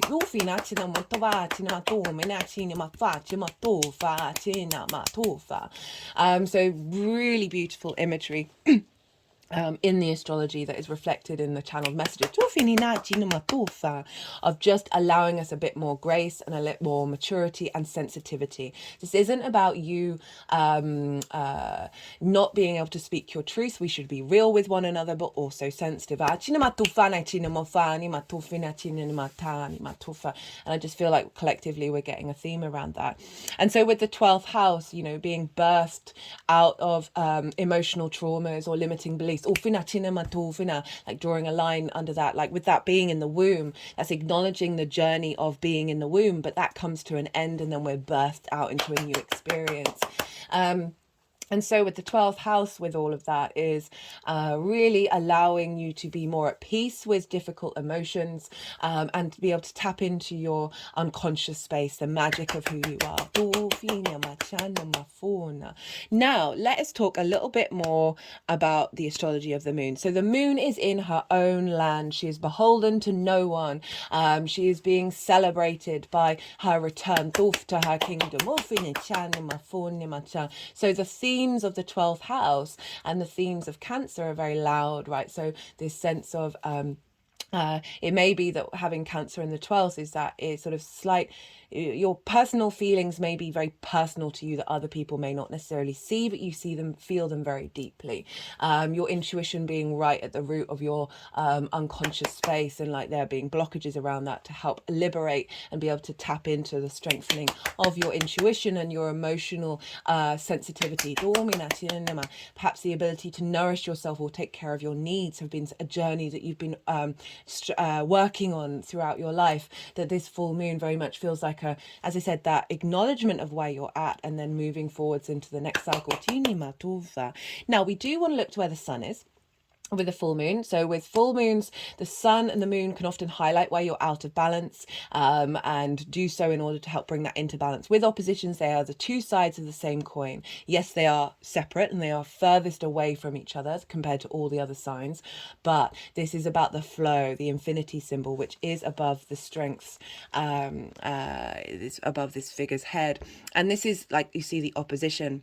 I usually use this ring to do so, but we've got a very handy card here helping us out here of that sometimes you need to be more on one side, but it's an acknowledgement of the ebb and flow of that and getting that into union. And you've got the sun over in Capricorn in your 6th house. This is the adult in the room, right? This is how you work, the embodiment of your work, your health and your routines. How do you tackle routines? How do you take care of your health? And the sun is there providing vision and clarity over any blockages that you may have around that may be highlighted by the culmination of the full moon. It's helping release those things. The acknowledgement that our physical health is affected by our mental health. I call it the adult in the room because those are 3 things that human beings can sort of struggle to get into gear, right? And so often in the 6th house there can be a lot of neglect from your growing up, that through that neglect you then neglect yourself.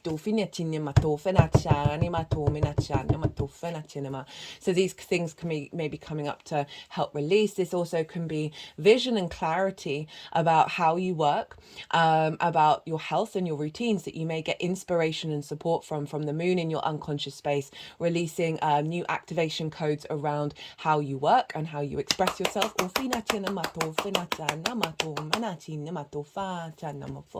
Or any boost from the intuition and from the magic of you, facilitating your ability to be the adult in the room for yourself, and therefore others. Now, Capricorn is ruled by Saturn. So the sun, the full light of the sun is on the moon. So the influence of that is, I'm going to break that down. So Saturn is over in Pisces. And so wherever Saturn is influencing what's going on with this sun, and Saturn is in your 8th house of transformation. This is the outside world's resources. This can be commissions, bonuses, taxes, loans. There's also inheritance, both 3D and cosmic inheritance. It's also the give and exchange between you and the outside world, right? How those flows of resources recycle in with one another. This can be time, money, energy, intimacy, things.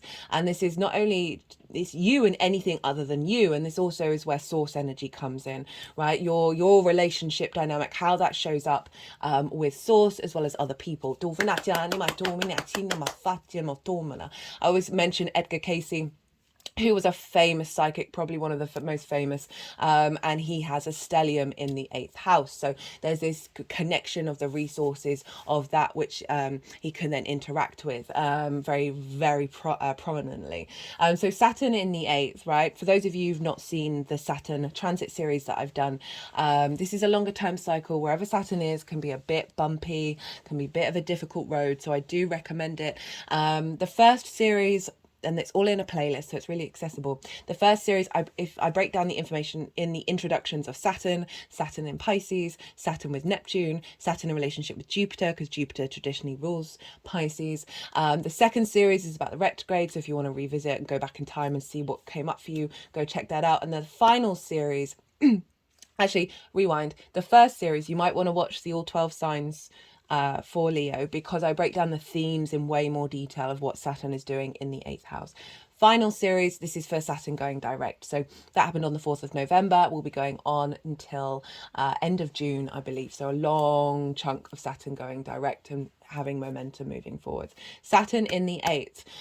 Saturn can bring up restrictions and limitations around the resources from the outside world, around being received by the outside world, that exchange. There can be limitations around perhaps giving too much and not receiving anything, or taking too much and not giving. Saturn's reorientating your dynamic with the outside world, as in anyone other than you, and making sure that in the long term, you know your own authority around that, you know what your responsibility and duty is around that, and how to walk your talk with the outside world, right? Be in your own integrity, and not get swayed by the outside world. And it's also linked into your legacy around what the give and take between you and outside world is. So we have the sun over in your house of work, health and routines, and how you work. So there may be something with Saturn influencing this, of more resources coming in from source energy or from the 3D world in order to facilitate your health and your routines, as well as that of the way that you work. More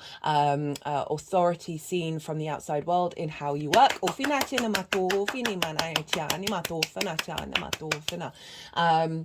And making sure relationship dynamics that come into your life support the way that you work and the way that you take care of your health and your routines, because that's an important thing that can often get neglected as well. And so that's all going to be feeding into the 12th house of clearing out any blockages around the exchange between you and the outside world, in your ability to connect to your magic, as well. So that influence, and then your ability to embody it in the way that you work, coming through with the sun in Capricorn. Now, Pisces, ruled by Jupiter. So Jupiter is influencing Saturn. So we want to go and look to where Jupiter is. And Jupiter is over in your 10th house, Leo risings. This is squaring your Leo energy. Jupiter's been there for a while. 10th house, a life purpose, that thing that is pulling you forward, right? It's the most visible part of your chart. It's where the sun is at its peak at the time of your birth, on the day of your birth. And so this is visibility, how the outside world sees you. This is also linked into your career. Now, career doesn't have to be life purpose, but it can help facilitate it. It can also be part of it. Jupiter in the 10th, right? This Jupiter represents wisdom, abundance, a sense of cohesion and knowing. And with that comes faith and this expansive nature, a sense of generosity, joviality, and luck and opportunities. So that's really great in the 10th house. It also provides a lot of confidence about what it is that you're doing. However, Jupiter's been retrograde for a good couple of months now, and all of those things can feel like they've been flipped on their head, or that they're going in a different direction, or there's a restriction around them. Because when Jupiter retrogrades, we start questioning things.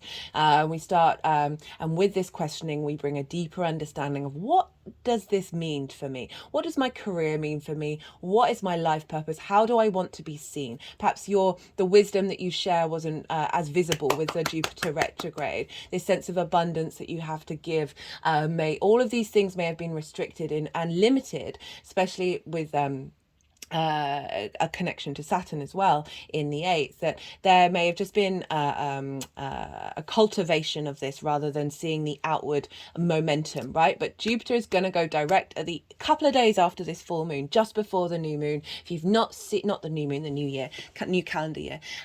If you haven't seen the Mercury retrograde series, I recommend that a lot, because I talk about the astrology of the new year, because Mercury is going to go direct either on the 1st or the 2nd, early in the 2nd. So that's going to be a great time to set intentions when Mercury goes direct. By the end of, I also talk about January, by the end of January, all the planets are going direct. It's going to be, after all of these retrogrades, we're going to see a real shift. So you may have not felt the whole Jupiterian experience with Jupiter being in your 10th house. Now, with this retrograde, combined with this moon, Jupiter retrograde is helping us find deeper wisdom in our physical senses about what our physical senses are trying to tell us. And so a real cultivation of your inner wisdom is helping feed this moon and helping feed into Saturn, of making sure this vision and this clarity and how you're seen by the outside world, how your career is going, how your life purpose is going, is feeding into these new dynamics that Saturn is setting up between you and the outside world and the exchange of that. And sometimes we need to collaborate with others or be received by the outside world for these things to then flourish. So we've got these in alignment with one another that then feeding into the way that you work, right? So Jupiter is also influencing that Capricorn Sun by trine as well. So providing deep vision and clarity of the wisdom that you have to offer in terms of who you are and where you're headed, feeding into the way that you work, right? And making sure that that is an embodiment. Now we want to look to where Venus is, because Venus rules Taurus, and Venus is over in Scorpio, which is squaring your Leo energy. So you've got a lot of squares, you've got some manifestation kicking in, along with the trines and the sextiles of the inspiration, the love, the expansion, the connection of those aspects that are forming this cradle. You've also got this manifestation energy, this square energy affecting your Leo. And so Venus over in the 4th, this is the first time she's been there since the South Node was there. She's been clearing up and harmonizing and connecting all those things that the South Node has taught you. She's in Scorpio. There's an intensity. There's a sense of, she's very non-conformist, the ability to look into the darkness and speak the truth, and bring harmony and peace with it. So this is in your 4th house of your roots, your foundation, your ancestors, both blood and soul lineage, your parental figures, the roof over your head, the things you do in private. This is the darkest part of your chart. This is the root of you. And Venus is influencing Jupiter saying, hey, this needs to be in alignment with the strength that is within you, Domina, and making sure that your private life is in harmony with your career. That's all feeding into relationship dynamics in the 8th house and transformation. That's then feeding into the way that you work and embodying a maturity with that. There's aligning with the release of gifts and skills and that are within you and the magic of your soul, as well as helping you strengthen and support any difficult energies that Venus may be helping bring out of the darkness in the 4th.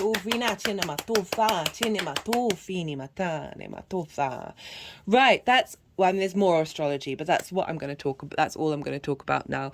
Do look to where your sun and your moon are in your natal chart. Look to the themes of the houses of the sun and the moon, because they're getting activated. So those themes may crop up for you around this full moon to make it more personal beyond this general reading.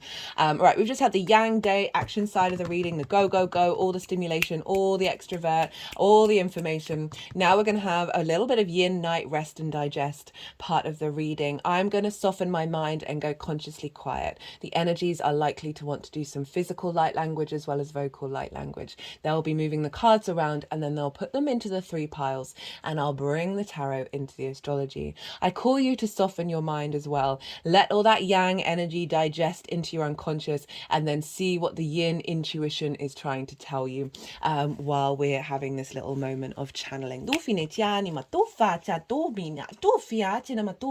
Achima, o fina matufana, tuf achinamofina machana, achinamafina machana, fufina funi macha, o finima ufi, achanama, achinamatuma, achufina matufina, achinamatofa, tufini machani matofa. Achina matomi, achina mala matoma, itini ma fofini penima, itimi tufini chufina chane matofina, achina matofa, achima tofini matama, ufini matima ufa, ufini matuminina, china fofine tufina, chitina matofa chamato. Uffono, toffono,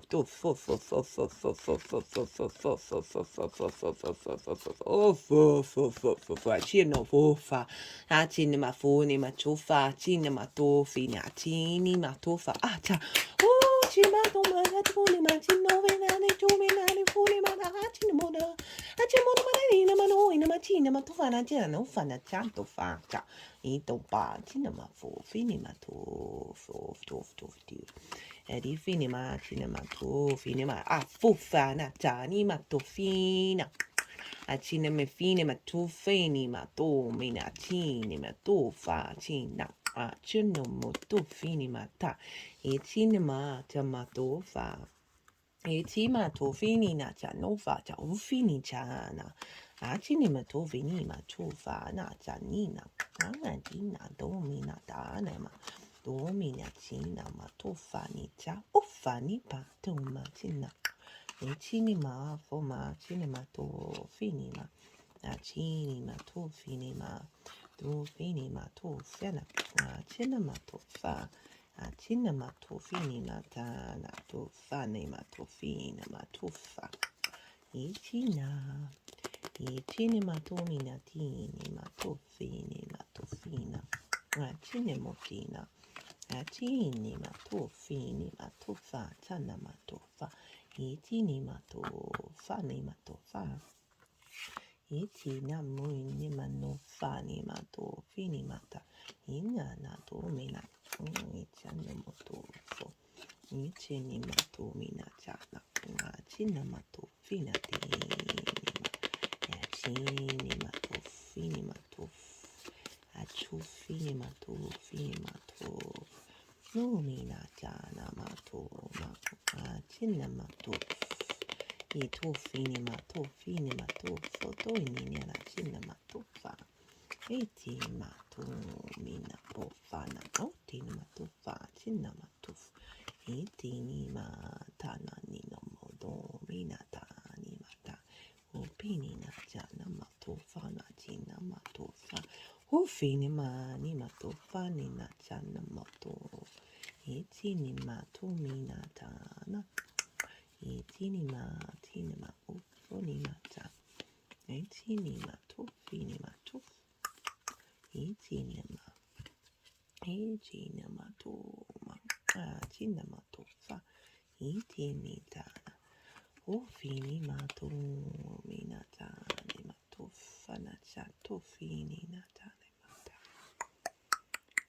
Jani matufana ni machana matuma.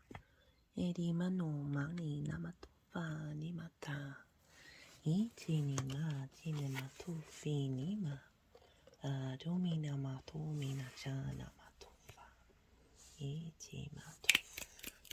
Iti matumina chana matufa. Etufini matuma tini matufini chana. Achino fonima domina chano machina tufina. Leo, well, this is quite a reading. So I don't know if you noticed that a lot of the difficult cards that are showing up here, but in a great way, don't be scared. And you saw the womb card fell on top of it, of like healing a lot of that which is stuck in your 12th house.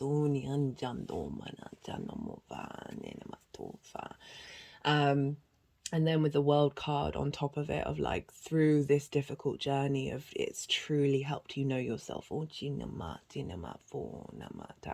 Right, so the energy leading up to this full moon, pretty powerful. You got 3 sixes, I think, from off the top of my head. There was a lot of cards that came up and I wasn't really focusing on what they were, because I try and disconnect when they do that, so I'm not having any influence on picking the cards.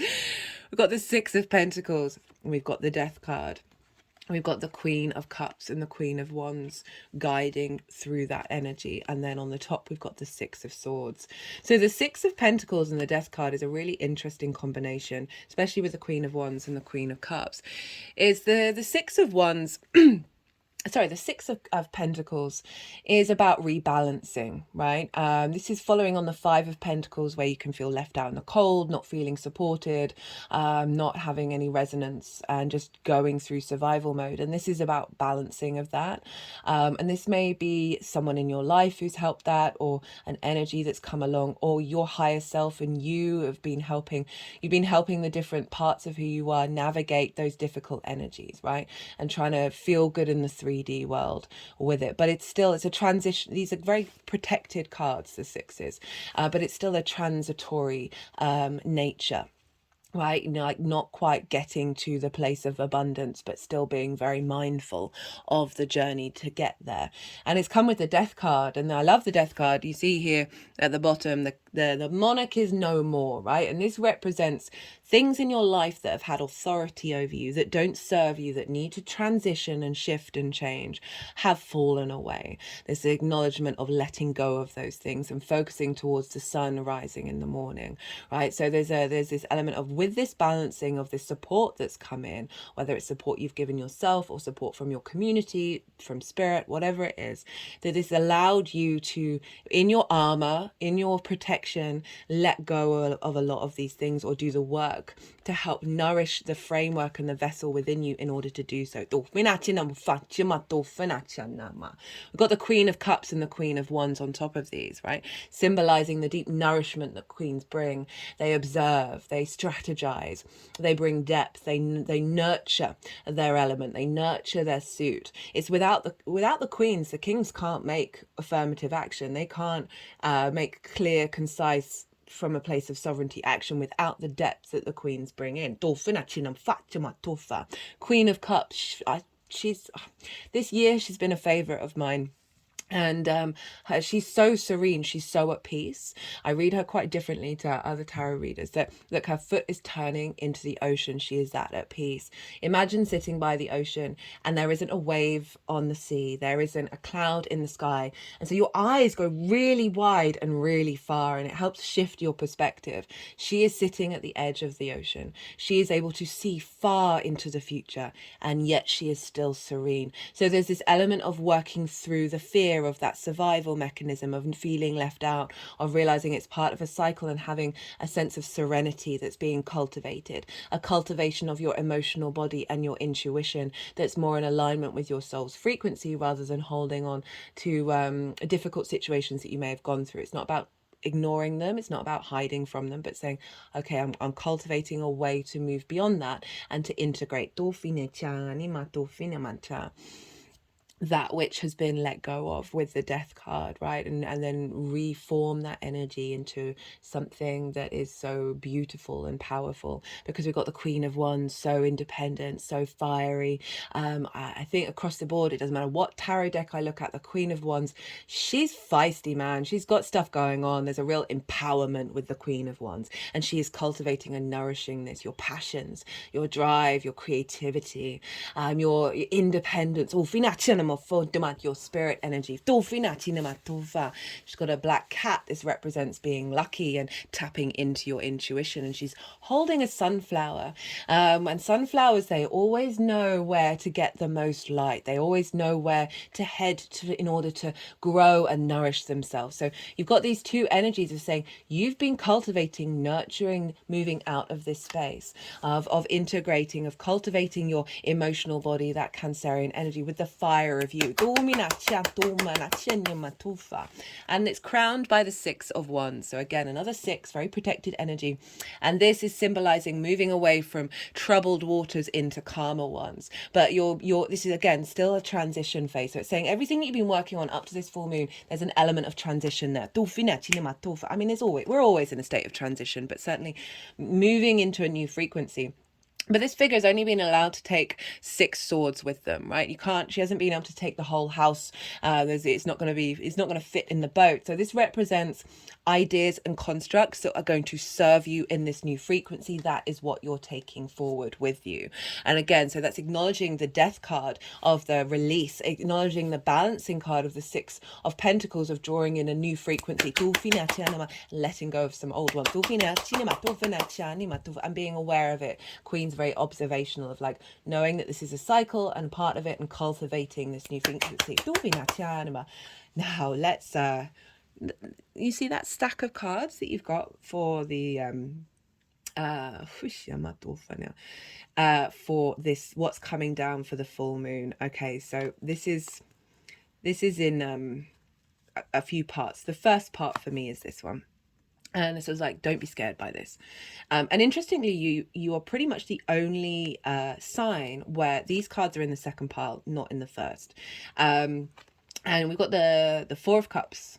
We've got the Eight of Swords, the Nine of Wands, the Five of Swords, the Five of Pentacles. So there's that Five of Pentacles, and then the Five of Wands. Is that all the fives? No, we don't have the Five of Cups, which is strange because that's in almost every other reading. Right. So these are some really difficult energies. This is stagnant melancholy of comparing yourself to the outside world, of feeling detached from your emotional flow. We've got the Eight of Swords, being trapped in a cage of your own making, right? This is about illusion, and so many things in the 12th house are illusions. They are constructs that can be dismantled and liberated from. But this is a difficult energy of feeling like you're isolated, of feeling withdrawn, of not having the resources that you need to embody yourself in this lifetime. Got the Nine of Wands. This is feeling in conflict. This is feeling like you're the only one who's able to support yourself, not getting any help elsewhere. The sense of isolation, exhaustion. There's a real commitment to character with this one, but it's fully in the defensive conflict mode. I've got the Five of Swords. For me, this is the most difficult card to look at in the tarot, right? Not the Tower, not the Death card, not the Devil. This card, because this represents the fundamental frustration that I have with humanity, and this is the duality of conflict and loss, right? So winning and losing, being the bully in the room and being the victim, and for what cost, right? This figure is won, right? But they've won the Three of Swords. They're holding the Three of Swords, so they've won heartbreak and grief. This can be ideas, constructs in your mind that has been the bully.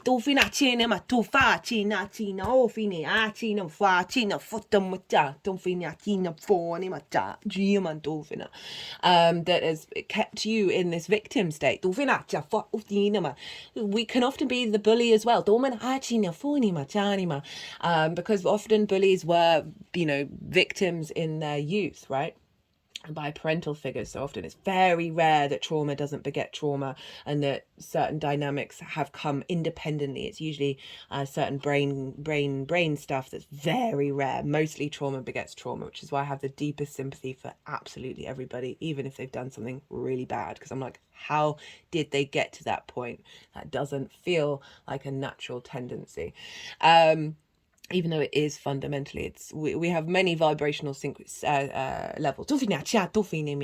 So again, we've got the Five of Pentacles, which is that left out in the cold, isolated, lacking resources, lacking support, feeling not connected to the magic of your soul. They're outside a church, they are not within it. And that just represents sort of source energy, spirituality, of feeling left out, feeling abandoned. And then we've got conflict mode, right? So, this is less disruptive, less vicious than the Five of Swords. There's chaos energy here. There's a lot of things constantly in battle, but there's no momentum. There's no moving forward. There's no sort of one clear line winning and then being able to activate that. This is a lot of chaos draining energy, crowned by the Tower. I love the Tower, and I love this. I've not had a reading like this before, I don't think, with this kind of vibe here. And the Tower card pulls down that which will not serve us in the long term. You see here all the chaos is at the top. Their foundations are still strong. So what is being pulled down, what is being disrupted, dismantled, is creating space for new things to be built on top of those foundations. So what this feels to me is this full moon is pulling down all of these structures.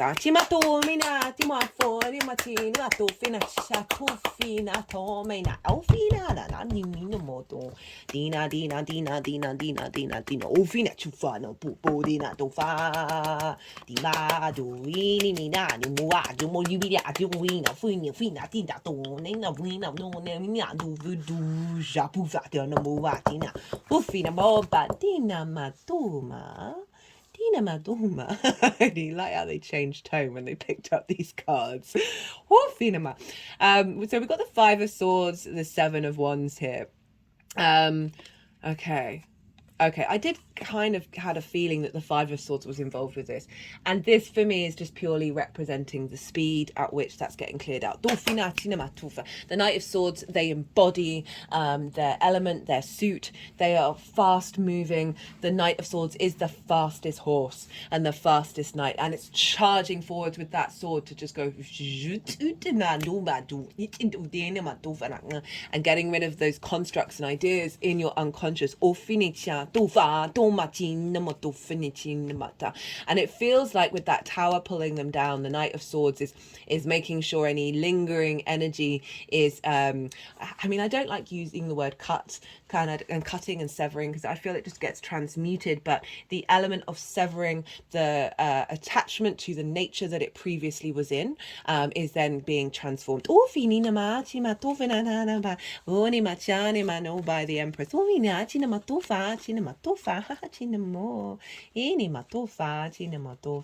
because she brings fertility, right?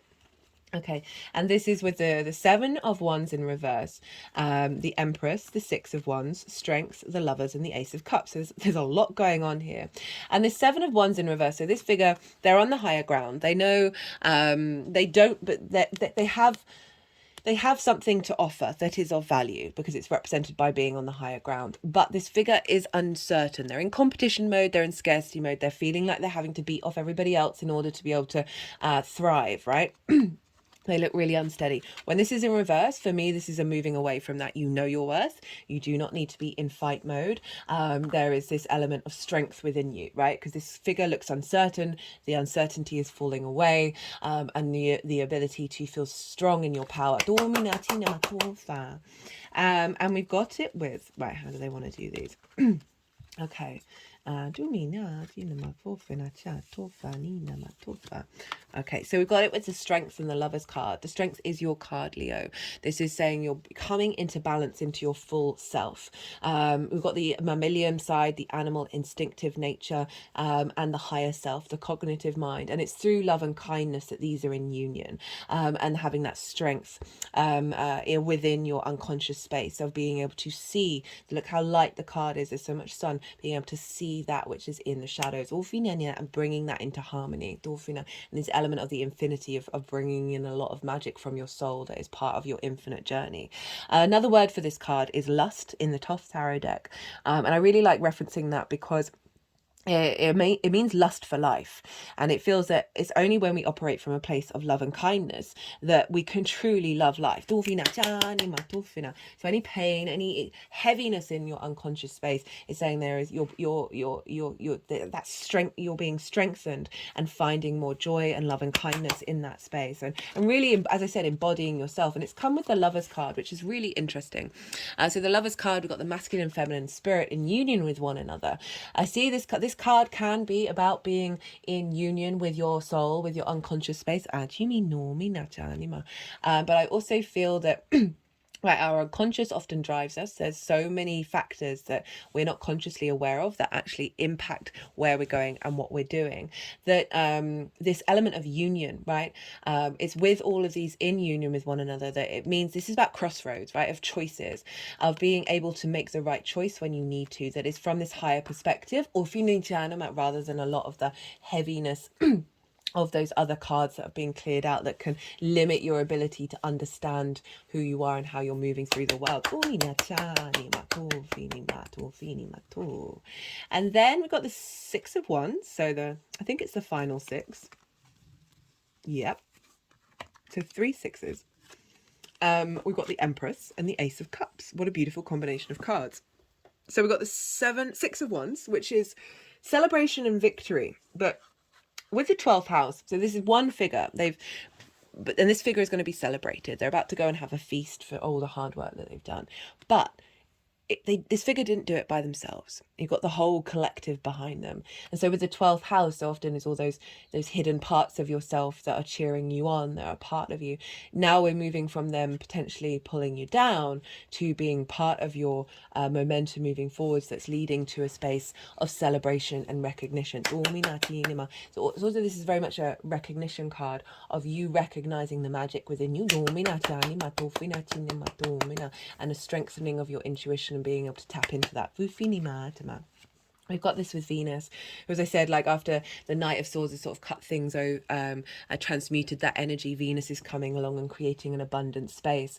This is fertility. This is a connection of joy into the 3D world, and really allowing this sense of that level of love, right, of if we think about this, the strength card and that abundance of, you cleared a lot of space with this moon. There's going to be activating more flow and more ease and more grace, that is allowing you to move through this world with more joy. And if we think about Venus in the Force, strengthening your foundations, this sense of abundance coming up with that, opening up your career and your life purpose, clearing out a lot of blocked energy in the 12th house that may be limiting those things. An abundant state with the give and take between you and the outside world that's impacting the way that you work, feeling more good about the way that you work because you've cleared some stuck energy, tending to your physical vessel in the 3D world, right, your health and your routines, and feeling grace and beauty with it. It's crowned with the Ace of Cups. So there's an element of, this is Cancer, this is water energy of abundance, right? We had that 4 of Cups at the beginning of this, of like not seeing that the Ace of Cups is coming in, and that's cleared out, and now the Ace of Cups has arrived, right? Being able to see that very clearly. We've also got the Dove of Peace here, so moving away from a lot of that chaos energy, a lot of that conflict of not feeling supported, conflict again, defense mechanisms, blockages around being able to tap into this peace, tap into this abundance. And this is in overflow, so this is can represent your intuition being in overflow and coming from a place of peace, your emotional being more settled, just generally feeling more love within your unconscious space, reconnection to your soul, finding more grace with difficult emotions, and that all feeding into the way that you work, that's then helping other people. Okay, right, so how is this all unfolding? Well, got the Two of Cups, the Hierophant, the Page of Cups, the Magician, and the World. So very powerful. We've got another reflection of the Lover's card. For me, this isn't just about so this can be romance, this could be with another person, but with the 12th house, we're not really dealing with those themes. This is, again, the masculine, the feminine, the spirit coming together with respect, union, and honesty, right? They are eye to eye. There's a real sense of inner union that is being highlighted by the Lover's card, and this with you and your unconscious space. That which can sometimes feel out of reach feels like very combined with one another. And this represents deep healing as well, because we've got the caduceus, which is used for doctors and pharmacies and the like, as well as the kundalini energy of a rising up of your spirit within you. So it's really saying the unfolding of this is, there's such lightness here with it. There's a commitment as well, and there's other stuff, but there is this sense of love and union, and you're being in union with your intuition, being in union with your emotional body, rather than feeling all of this, right? That I think all of this was still going on here, but not as heavy, and then like the final parts of that are getting cleared out. We've then got the Hierophant. This is Jupiter in Taurus, so this sense of ease that you're bringing in your unconscious space is allowing you to share your wisdom, the visibility of that with the outside world, right? This is there's a level of commitment here, and as I said, this person is sharing information, so this can be your higher self, your soul, being able to share information with you that is then able to then facilitate not only you but other people. And we got it with the Page of Cups, so that kind of makes sense of like messages coming through that are coming from a deep space of wisdom and tradition is in your unconscious space. So the Page of Cups, you know, they're talking to a fish in a cup, right? So this represents the magical, the mystical, that which is beyond the realms of the rational, based on our understandings of the universe, right? And so this is saying that your ability to communicate and with your unconscious, with all of those things that I talked about in the 12th house, is now coming from a place of curiosity, a place of imagination, rather than the heaviness, right? We've got it with the Magician and the World card. What cards to end on? You have all the resources that you need in order to create magic in your 12th house.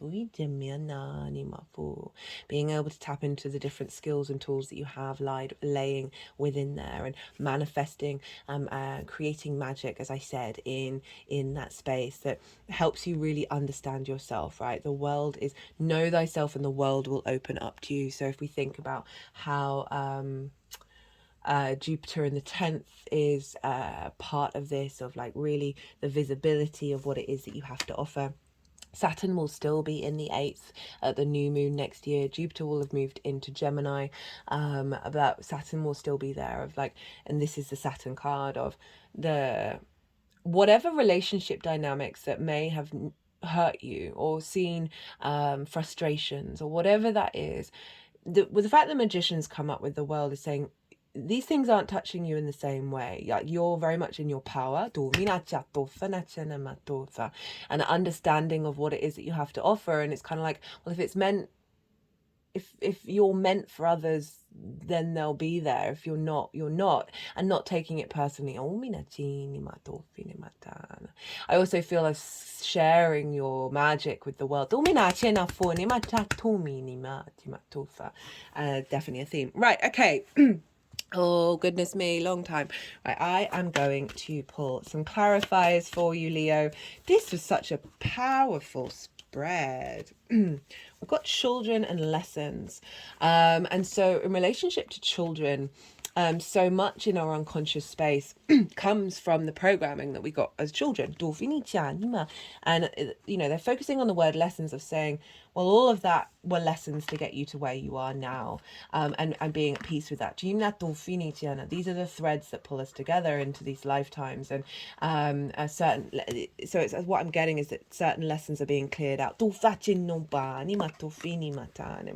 help give strength to your inner child. Let's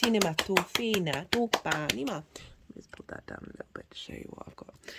Let's get one more card from this deck. Karma, domino effect. My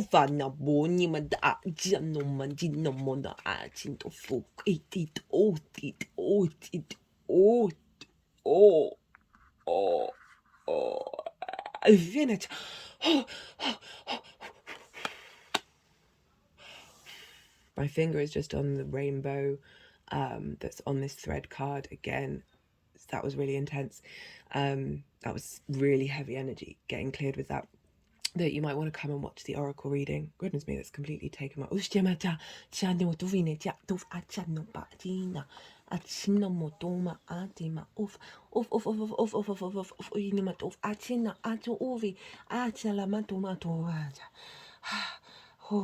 They just rested on the earth card, which is so grounding.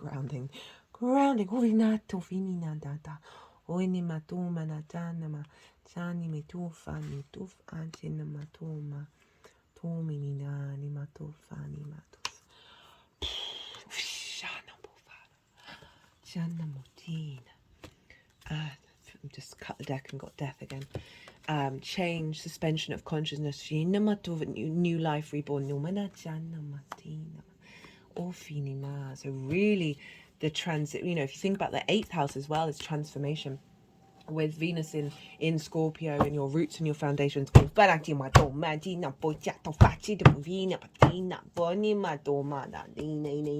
just sort of shoving and not tapping the deck on my head of like over the suspension of consciousness. It's kind of like let's try and shut this down. Like sometimes what we think is true is not true, and that we can have blocks in our unconscious that then are mirrored in our conscious mind. It's just making me think of I had a reading, I've probably mentioned this already a while ago, and the channeler channeled my higher self, and my higher self had this message of, I used to be able to see spirits as a kid, but I was told by an adult that I couldn't see them, that they weren't real, and so that's flipped off a switch, and it just annoys me how how gullible I was. I wasn't like, yeah, no, that's not, I don't believe you. But it switched off the switch, so I can't, in my current moment, can't see them. So it's making me think of those things that are in our unconscious space, the 12th house, that impact our conscious being. And this is saying suspension of that, of like a releasing of those the things in the mind, in the unconscious that are limiting and hiding the magic. Got the healing card. For an effort. And nature, getting in touch with your true nature, karmic completion. Yeah, big and intuition. Right, that is all I'm going to do because I was doing them quite quickly, as it meant you got quite a few more. So self-explanatory. You've been putting a lot of effort into healing, clearing some karmic energy, which is now going to help you tap into your true nature and your true intuition. I'm going to leave it at that, Leo. I hope you enjoyed this video. I hope it resonated. And if so be good to yourselves, Leo. Be good to those around you. Be good, and most importantly, I'm sorry, that energy was quite wild. I'm a bit discombobulated. Be good to most importantly, Leo, be well until we meet again. You might want to spend some time, I don't know, do what you want, do whatever your intuition is telling you to do, but you might just want to be somewhere where you won't feel vulnerable. Do minyati over this full moon, totally up to you. Just with all of that might, it can come up in so many different ways, and the resistance I'm feeling around it, yeah, whatever. Do what you need to do. Peace and joy to you, Leo. Peace and joy.